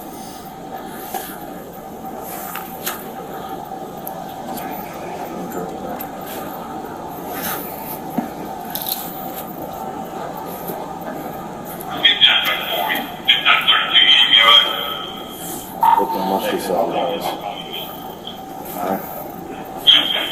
Where is he? You going to wash his eyes? Yeah. Is there a bathroom that we can use? Right down Okay. below. Yeah. You want your dad to help you walk, man? That way you can not fall down the stairs. Can I sit your bed right here, Tauris?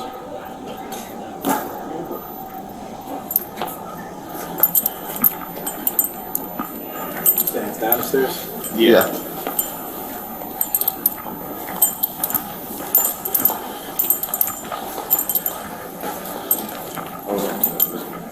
Right here. There you go.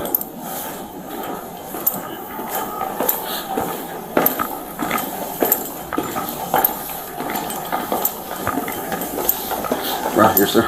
To your right. This first door right here. Let's see if it's unlocked. It should be. Should be a sink. I've never been in here, so I'm not sure exactly where the sink is in here.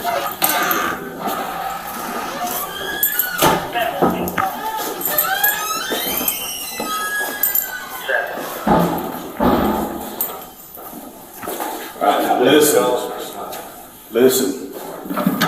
There is a particular way that we go about doing this so we don't do any harm to your eyes. Okay? Like I told you up there, I'm here to help you out, brother, but you gotta let me help you out, okay? You let me help you out? Alright, bend over. Back up, bend over. Here's your sink right here. Take your hands out. I'm fixing to get a whole lot of water. Do not rub your eyes. You hear me? Don't rub your eyes. When I tell you, I want you to open your eyes up. Open your eyes. Open. Close your eyes. Real fast.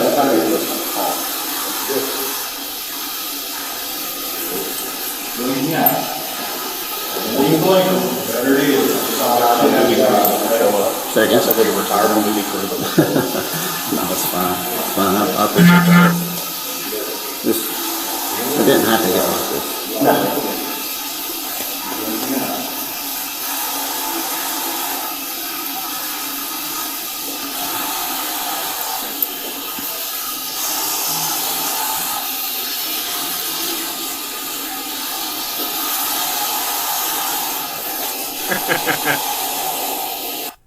Bathroom graffiti is always sometimes the funniest shit. You got them open? You got them open?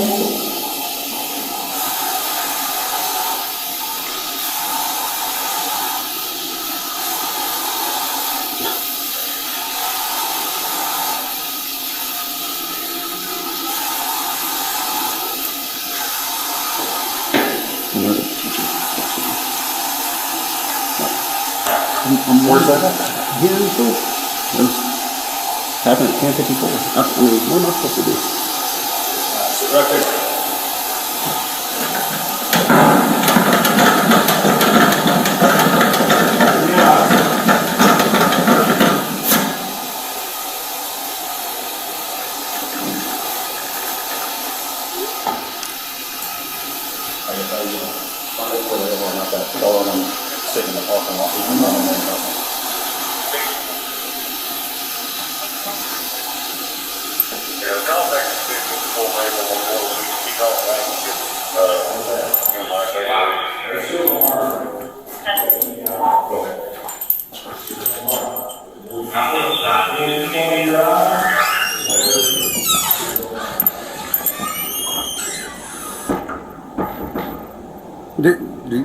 I got a text with you included in it from Miss Ware saying we need help now. Apparently doesn't fight. No, this kid's about to take a ride to juvenile. I can send in one of the East Ridge guys to help if you guys need.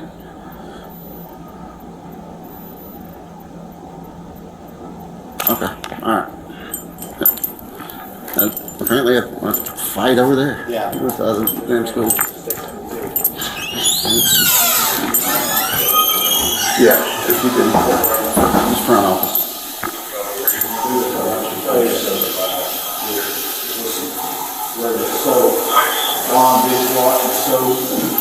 Johnson's baby soap's the best. Baby shampoo is absolutely the best. If you've got that, if you don't, dishwash and so forth too. Johnson is good because you can get that stuff in the eyes and not burn the eyes out.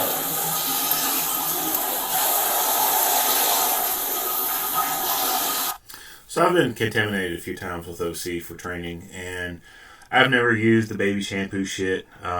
Just copious amounts of water to flush the particulate matter out of the eyes is all that's needed. And that's all you're doing is you're just flushing your eyes to get that particulate matter out. Now, once that particulate matter is gone, there's still going to be that burning sensation, right? It's still going to be there for some amount of time. I've also heard people say pour milk on your face and do all this. I've never done that. Now, I'm sure it could help, maybe to some extent, but the biggest thing is just getting the little capsaicin particles out of the eye, and you just have to use copious amounts of water to do that. And once they clear out, it's gone. If you've ever been contaminated with OC, you can actually feel that shit in your eye. On top of the insane burning sensation, you can also feel the particles in there. It's almost similar to getting a little bit of sand in your eyes in a way. You just kind of, I don't know. I've felt it. I don't know if I've never actually, I guess, talked to people about what they experienced, but I, for one, have felt a little particulate matter in there. Like I said, it feels like there's something physical in your eye, on top of it just burning like hell. But just copious amounts of water is all you need to do. A sink, I don't think, is the best way to do it. Of course, for training, we've always had the garden hose out, and the garden hose is a good way to get lots of water into the eye. Your only obstacle at this point is the involuntary eye closure that occurs from a contamination. So the great thing about OC is that you instantaneously just want to shut your eyes. And so that can be the hardest part, is getting them open to get that water in there. But once you start opening them, doing the blinking tactic, that water gets in there and starts flushing that stuff out. And then you're good to go. An actual eye wash station, so like you usually see these like in shop classes and stuff like that, or in workplaces, you may have a little eye wash station. It's like a little green placard, and there's like little green cups over these two little spouts, and those are probably pretty optimal to be able to use, because the water's not coming out too strong or anything like that, and it's safe enough for the eye to be able to take on that much water at once. So even with the garden hose, you want to be careful with how much water you got flowing through. You don't want it cranked all the way open and it coming out very forceful.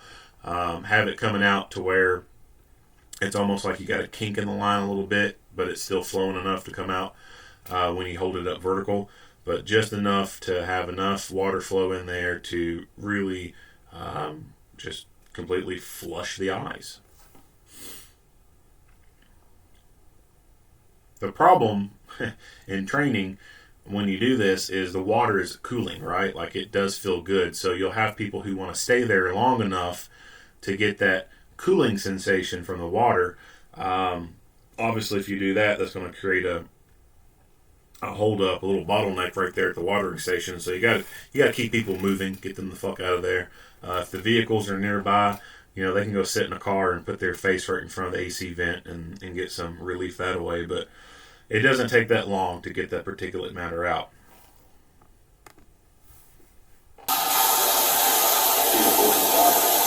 Yeah, absolutely. Yeah. Today it's Kilgore. I'm not sure.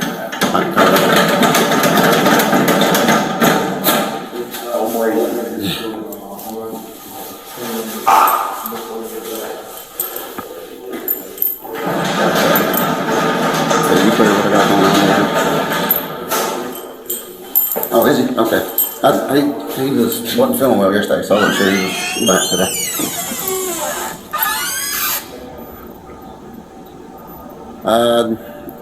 I think I'll be okay now, but I'm about to 425 this juvenile. All right, bye.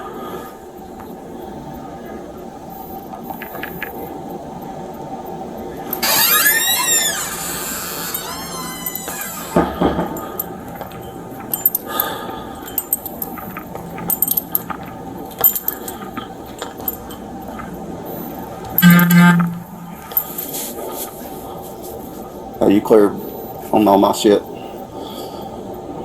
Are you clearing all my shit I got going on over here? Okay. While I was dealing with this kid, another girl fight happened up front. Eastridge is helping me take care of that up there. But I'm fixing a 425 this kid. It started off, if you want me to explain to you the situation, now, or I can wait till you get here. It doesn't matter either way.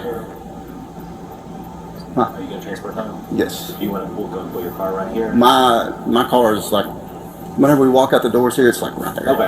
Okay. So this kid and one of the coaches was having an issue with each other. They called admin and me in here. I'm standing by letting them resolve their conflict. This kid starts yelling, starts getting agitated. I tell him, hey man, lower your voice, calm down, so on and so forth. And the kid was wanting to walk away, and I was letting him walk away, but I just kind of put my hand on his shoulder as he was starting to walk away, like, hey, hold up, let me talk to you for a minute to try and help resolve the conflict. And the kid squares up on me and says, you got 5 seconds to take your fucking hand off me. I'm like, okay, here we go with this. So I'm walking with him. He's still yelling. He's still going on and on and on. I tell him, keep your voice down. You're causing disorder. He goes and sits down. Mr. Perry tells him, hey, you need to, come down here. And I'm telling him at this point, because he's just still yelling and everything else, I was like, all right, dude, you got to go with me. I'm giving you a lawful order to stand up, and you're going to be detained, and you're going to get hooked for disorderly conduct. He keeps resisting me, so I go to grab him, stand him up, and the fight's on. We're hand-to-hand fighting, trying to get a hold of him. I grab his dreads, pull him down the ground, trying to get a hold of him, keep trying to push him to the ground, put him in cuffs. Still not listening. I'm trying to get his backpack off of him to put him in cuffs, not listening. Tells me to let him go. I let him go, let him try to take the backpack off, still not listening. That happens 3 times. Finally let him go. He's like recording, calling people and everything else. I tell him, take the backpack off, put your hands behind your back. You're under arrest at this point for disorderly conduct and resisting arrest. He doesn't want to listen, so I spray him. And still not listening. So his dad comes here. His dad finally helps him get calmed down, and East Ridge is here. They help me get him decontaminated and everything. So now he's fixing to take a ride. So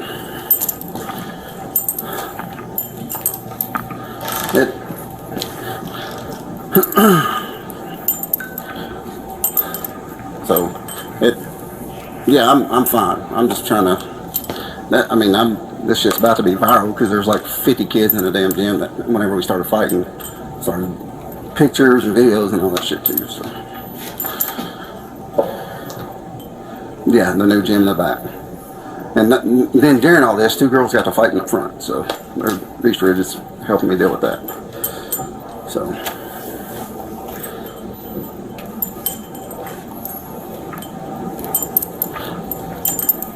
Me and the Dean of Students and then right behind us was Mr. Perry. So all 3 of us was with him and the coach. Him and the coach, we're trying to let them talk.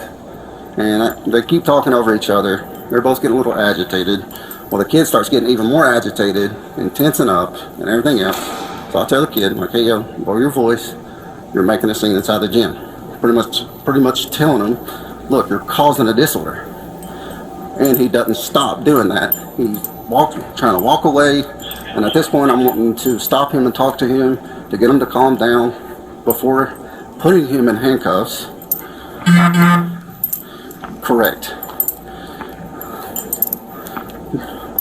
The entire gym. And so I stop him to try and get him to calm down before this disorder keeps going, and so I could talk to him before handcuffs went on. And whenever I just tried to stop him, he squares up with me and says, you got 5 seconds to get your fucking hand off me.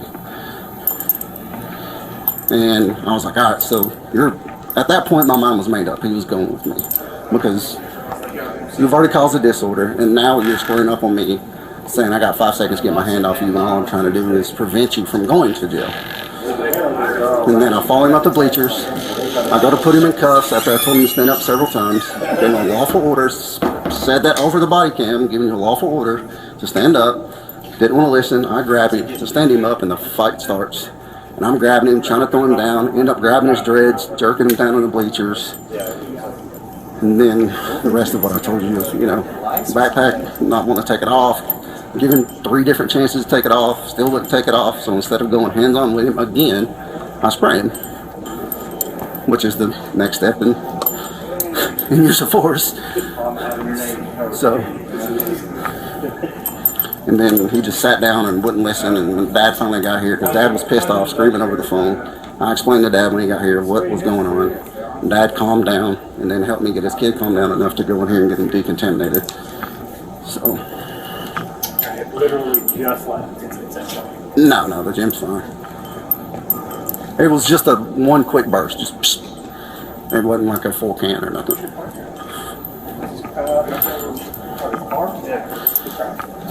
Alright. Alright then. Oh, My sergeant's here now too. So Mullins. okay. My sergeant's Mullins. I thought he was out sick. I guess he's back. I was just out front talking to him.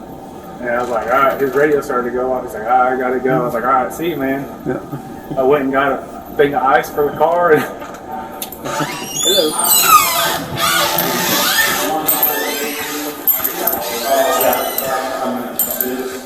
This is on my side of the story I'm hearing. So I don't know what Officer McGrace or Deputy McGrace's side of the story or the teacher's side of the story is.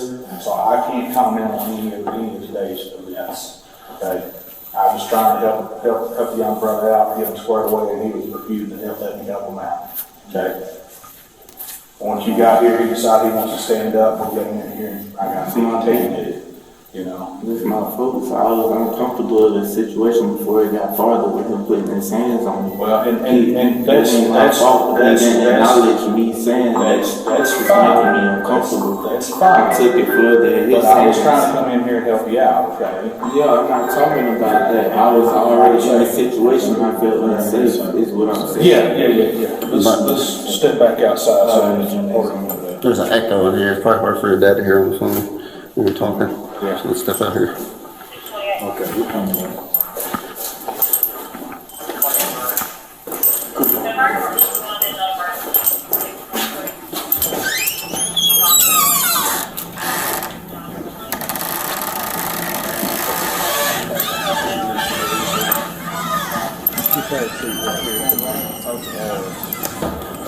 He is with his other class right now. So we'll make sure that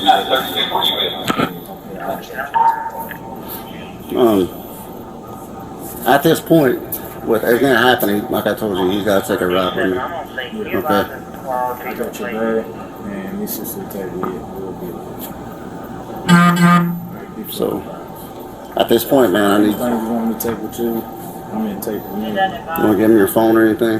Go ahead and give me Your chain, yeah, for sure, because I don't want them to lose that down there. your chain, your bracelet. 26, what's the You got anything else in your pockets? 406's name? Alright. At this point, I need you to put your hands behind your back, man. Just look at it before we just put it well.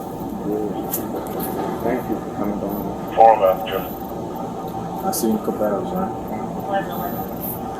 He should be able to call you from down there as well and let you know whenever they're ready for him to leave. Like I said, I'm more familiar with, taking adults to jail and them getting a bond and all that stuff as far as juveniles. Once he gets paperwork done, they're gonna take them in there. They're gonna process them. Probably within a couple, 2 or 3 hours, Yeah. they'll call you up, have you come pick them up. Okay, and then To the car. After my car? Can you do that? Yeah, as long as it'll help keep you calm, yeah, I'm good with that. I've been calm from the jump. All right, man. You putting your hands on me don't make me. See, again, with this fucking tit for tat shit, like, fuck this, man. Like, this is not going to happen in anywhere else in adult life. Like, if he caused a problem at work and had, whatever, and shit like that, same shit went down and he's been arrested in the workplace, like, they're not going to be playing this baby-ass bullshit. That's not going to be happening. Feel safer than what I feel. I get it. So, turn around. I got to put your hands behind your back and cuff you up, okay? In your pockets, if you want to leave it now. Put your hands together like you're praying, man. Like that right there, okay? It's going to be a little bit more comfortable.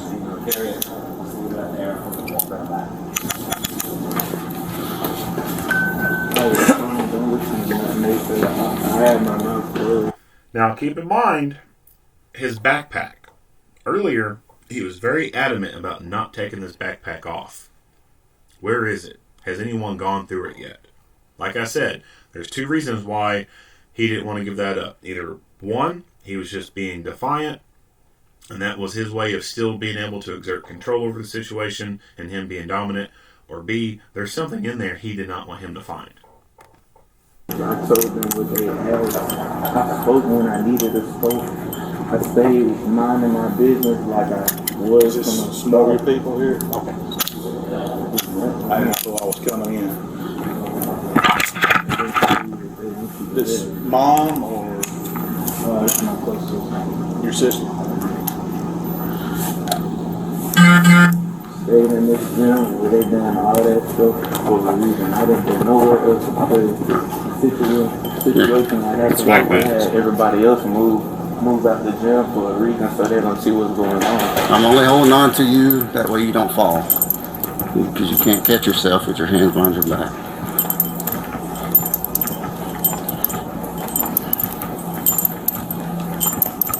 So the teacher or the assistant principal handed the backpack to the dad. So whatever's in that bag, gone. Cut through the old gym and go down the steps and go to the right. I firmly believe that there was something in that bag that he did not want found. Looks like some of the... This way? Okay. Go to the left when you get out here. Just be careful going down the steps.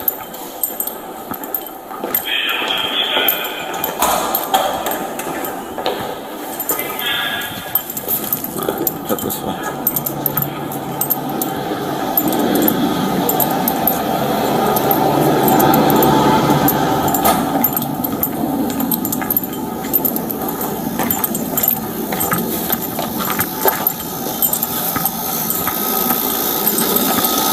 I gotta start my car. There's not air that usually goes back there, but I'll roll the window down. We're gonna get on the passenger side right here.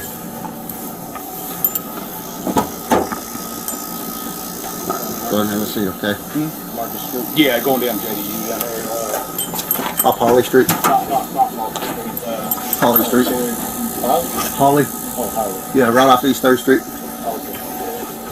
Go down 3rd Street. Lean back just a little bit for me, okay? The best you can. I gotta bulk you up so we'll stay safe. I'm gonna get this car on and get the window down.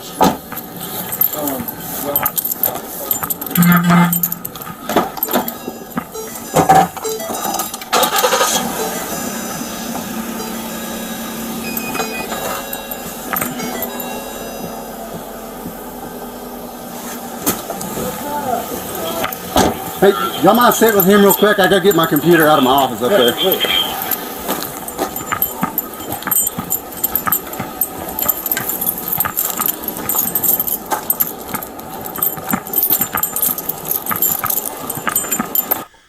So we can skip through that part. And of course, most stuff.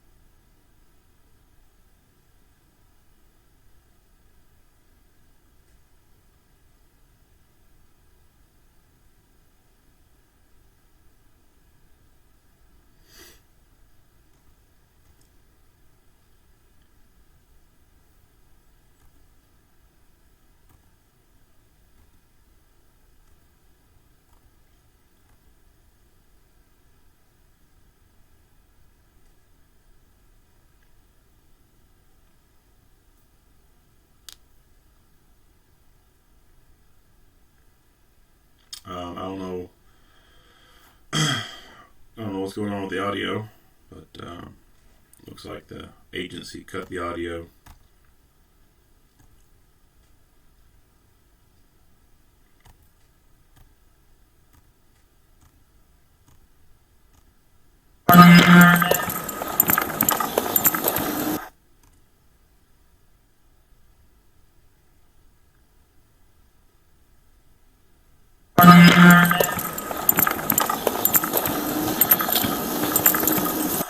Or it could have been that he turned the audio off himself.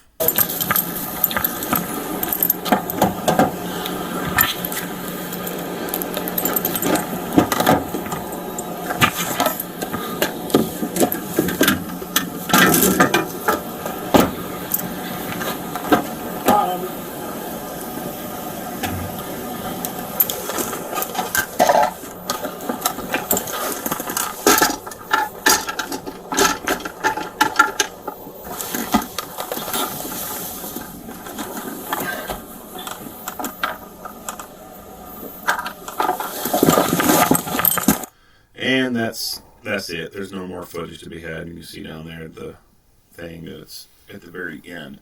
So, nothing wrong with this officer deciding to want to take this little shit into custody, and no problem with him deciding to use force against him to effect that arrest. He did give him multiple verbal commands. He went a little too far, I think, with giving him all these multiple chances after he went hands-on with them. I don't think that he was decisive enough in following through with using force to effect this arrest. I think he could have continued to use force to effect the arrest and get him into custody. I don't think that this sitting around babysit game thing is the way to do it. It's bullshit. If you don't want to go into cuffs, okay, fine then. Then if you're going to be stupid, then you better be strong, because there's about to be some fucking pain involved in getting you into cuffs. As I mentioned earlier, taser. I think taser would have been probably the best thing to be able to utilize to get him into custody. And it wouldn't have lasted this long. The backpack. The backpack is the biggest thing. I think that was another fail on their part. They just relinquished the backpack to the dad. Didn't even search it. Didn't even go through it to see what was in there. Like I said, 2 reasons why he did not want to give it up. A, he was just being defiant. Or B, there was something in there he did not want them to find. And what was it? Was it was it something as stupid as a pornographic magazine? Was it drugs? Was it a weapon? Don't know. Don't know if there was something in there that he wasn't supposed to have. But we'll never know, because they never did search the fucking bag. So, looking at a couple of articles on this, apparently the deputy has received some threats. His attorney made some kind of release on this, talking about his client being threatened by people.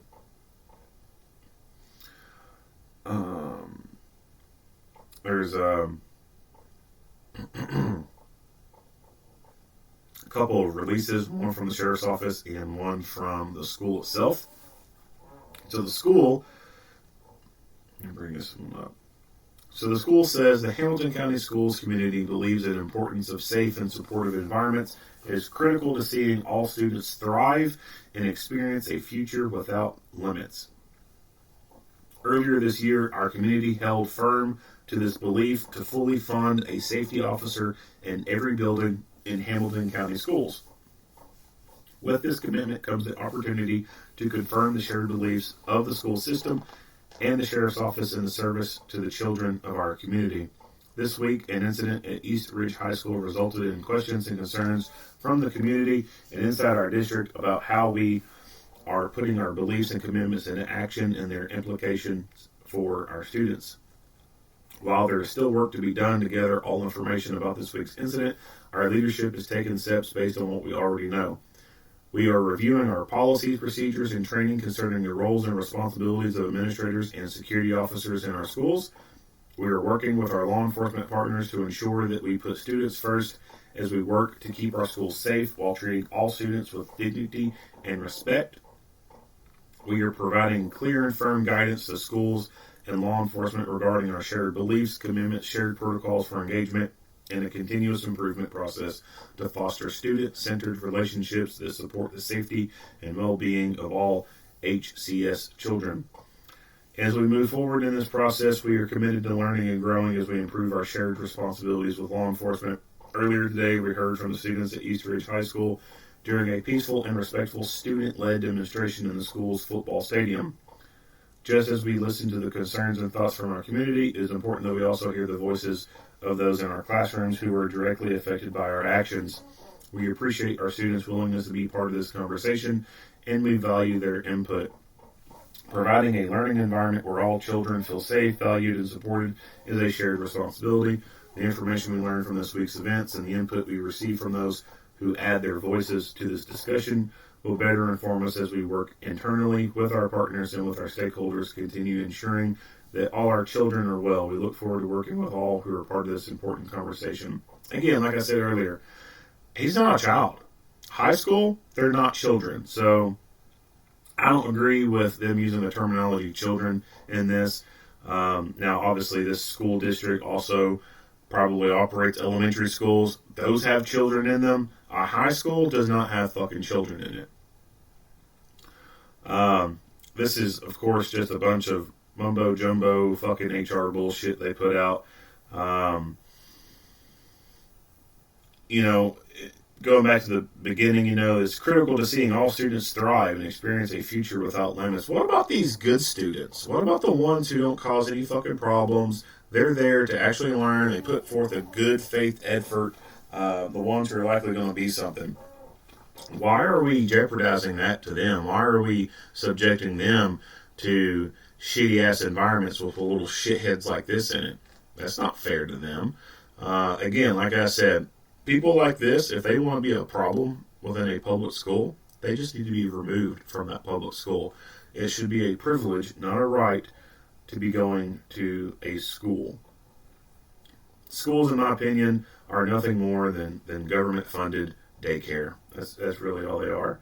Now, they do benefit some people and get them an education and get them geared up to be able to go to college, but other than that, it's fucking government-funded daycare. Sheriff's Office made a release. Here's what they had to say. On Tuesday, September 20, 2022, one of our Hamilton County Sheriff's Office school resource deputies assigned to East Ridge High School was called to the school's gymnasium for a report of a disorder between an 18-year-old student, Tauris Sledge, and a member of the school staff. Upon request from school administrators for the student to be removed from the gym and proceed to the office, Sledge refused. The school resource deputy then attempted to place the student into custody for disorderly conduct. It was at this point a struggle began between Sledge and the SRD. A brief cell phone video of the altercation surfaced yesterday on social media that presented only a short portion of the incident without any context that led to the event or the events that immediately followed. As soon as the incident occurred, I was notified and immediately directed a thorough review of the circumstances surrounding this event. This includes a review of all the documentation, cell phone, and school surveillance video, and the SRD's body-worn camera footage, which documents approximately 1 hour of the event from the initial interaction with the SRD, the incident shown in the social media video, and the events that immediately followed. I understand this is a sensitive issue to many in our community. Once we ensure we are in compliance with state law and have adequately removed the identity of uninvolved minors, which includes ensuring their faces are not identifiable, I intend to make this body-worn camera video available to the public. The contents of the video will show the complete picture of the events that occurred that day surrounding this deputy's use of force at East Ridge High School. I don't really get this whole we gotta hide the kid's face bullshit. Like, that seems fucking retarded to me. Any other time, if it's going to be like a football team taking a photo or something and they post it through their social media page and all this other stuff, that's fine. That seems to be perfectly acceptable for that. But any other time, we got to hide the juvenile's face. This idea that juveniles have to be treated like there's some type of classified document, like you can't talk about anything going on with them, you gotta hide their identity. That in and of itself also plays into how and why some of these little fuckers act the way they do.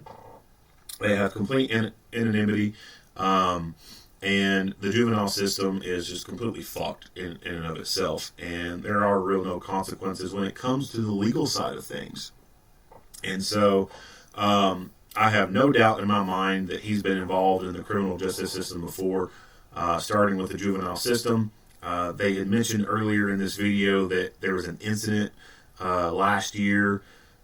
Don't know the details of that incident, but I suspect, based off the way he's acting, he's probably been involved in the juvenile system before, and that has set the precedence for him. He has been treated in a coddled fashion.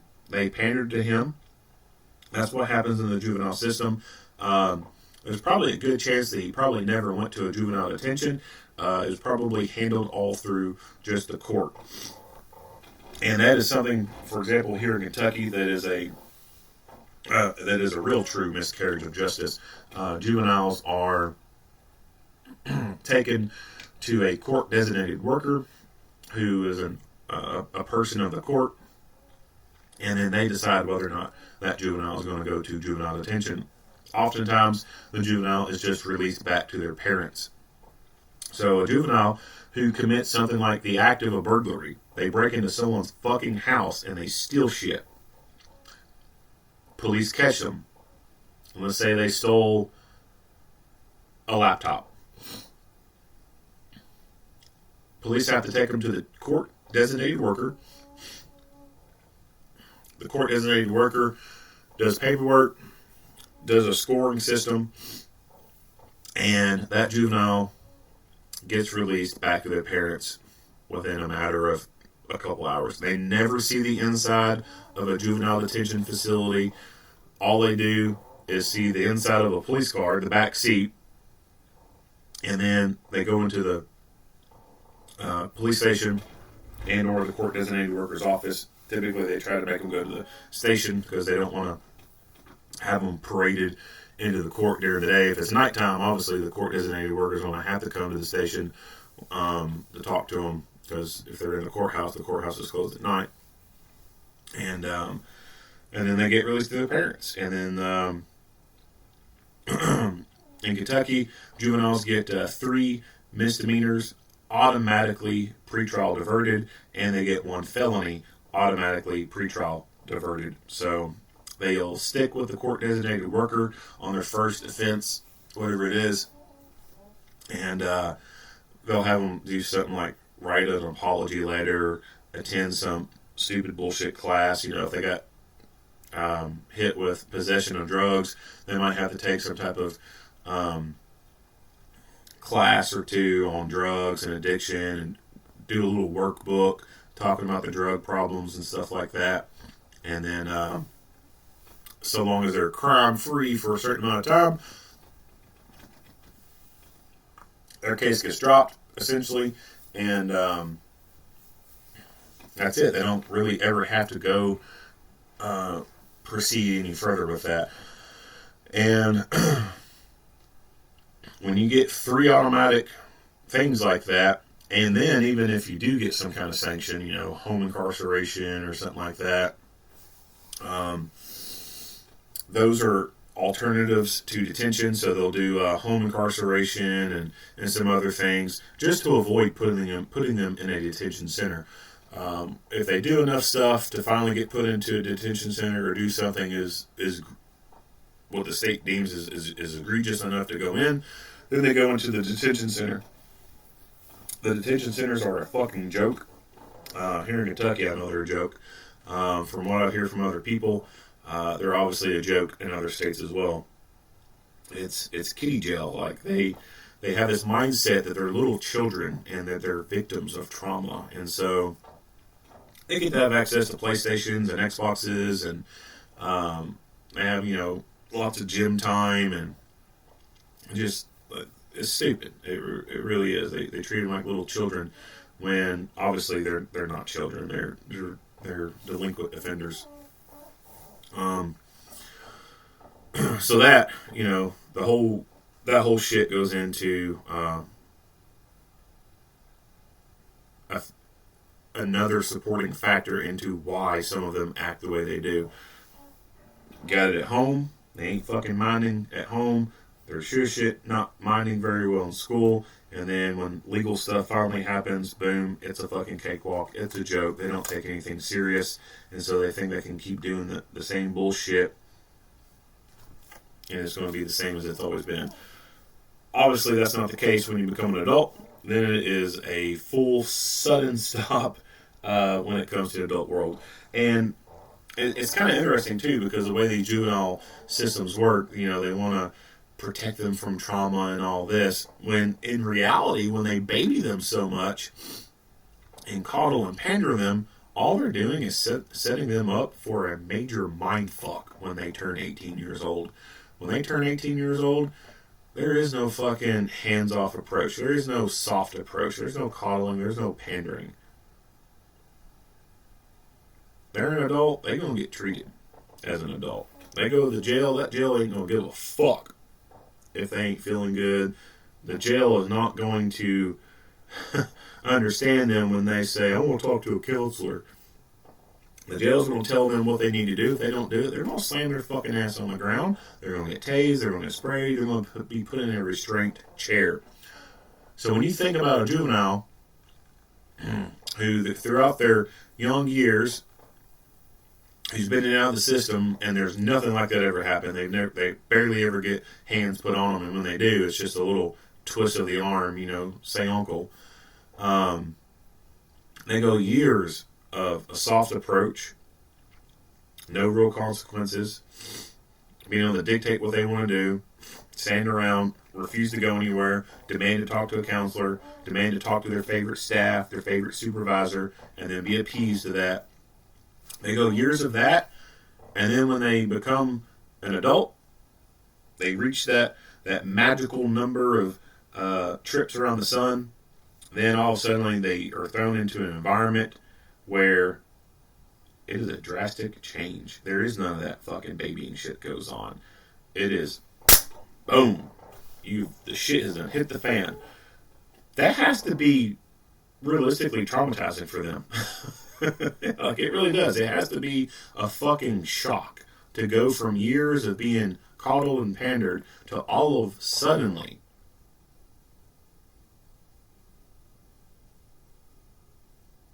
experiencing the pain and everything else associated with being shot with taser, dragged off to a restraint chair, and strapped into a restraint chair.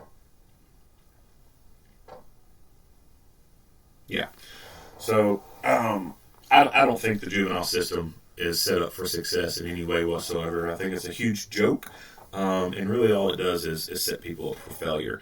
You know, people always talk about the criminal justice system. Oh, yeah, it's it's just designed to make people fail so they can make money. I'm not saying that. I'm just saying the way it's set up, and usually with the people who run it, there's just no chance for success at all.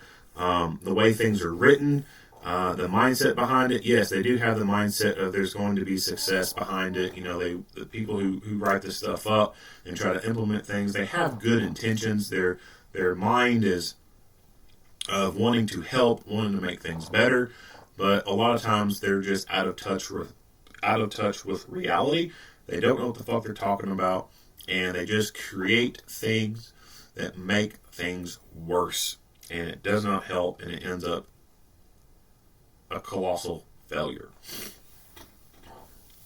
Anyway, so this has been a pretty long video in and of itself, and probably with all my talking and ranting, it's probably extremely long at this point. Don't know how long. Haven't turned the timer on or anything. So I'll go ahead and end it at this. If you like what you hear and see, go ahead and give me a like and a share. If you have not already, hit that subscribe button and stay tuned for more Monday quarterback videos. Earl Henderson, Primordial Defense, thank you for watching.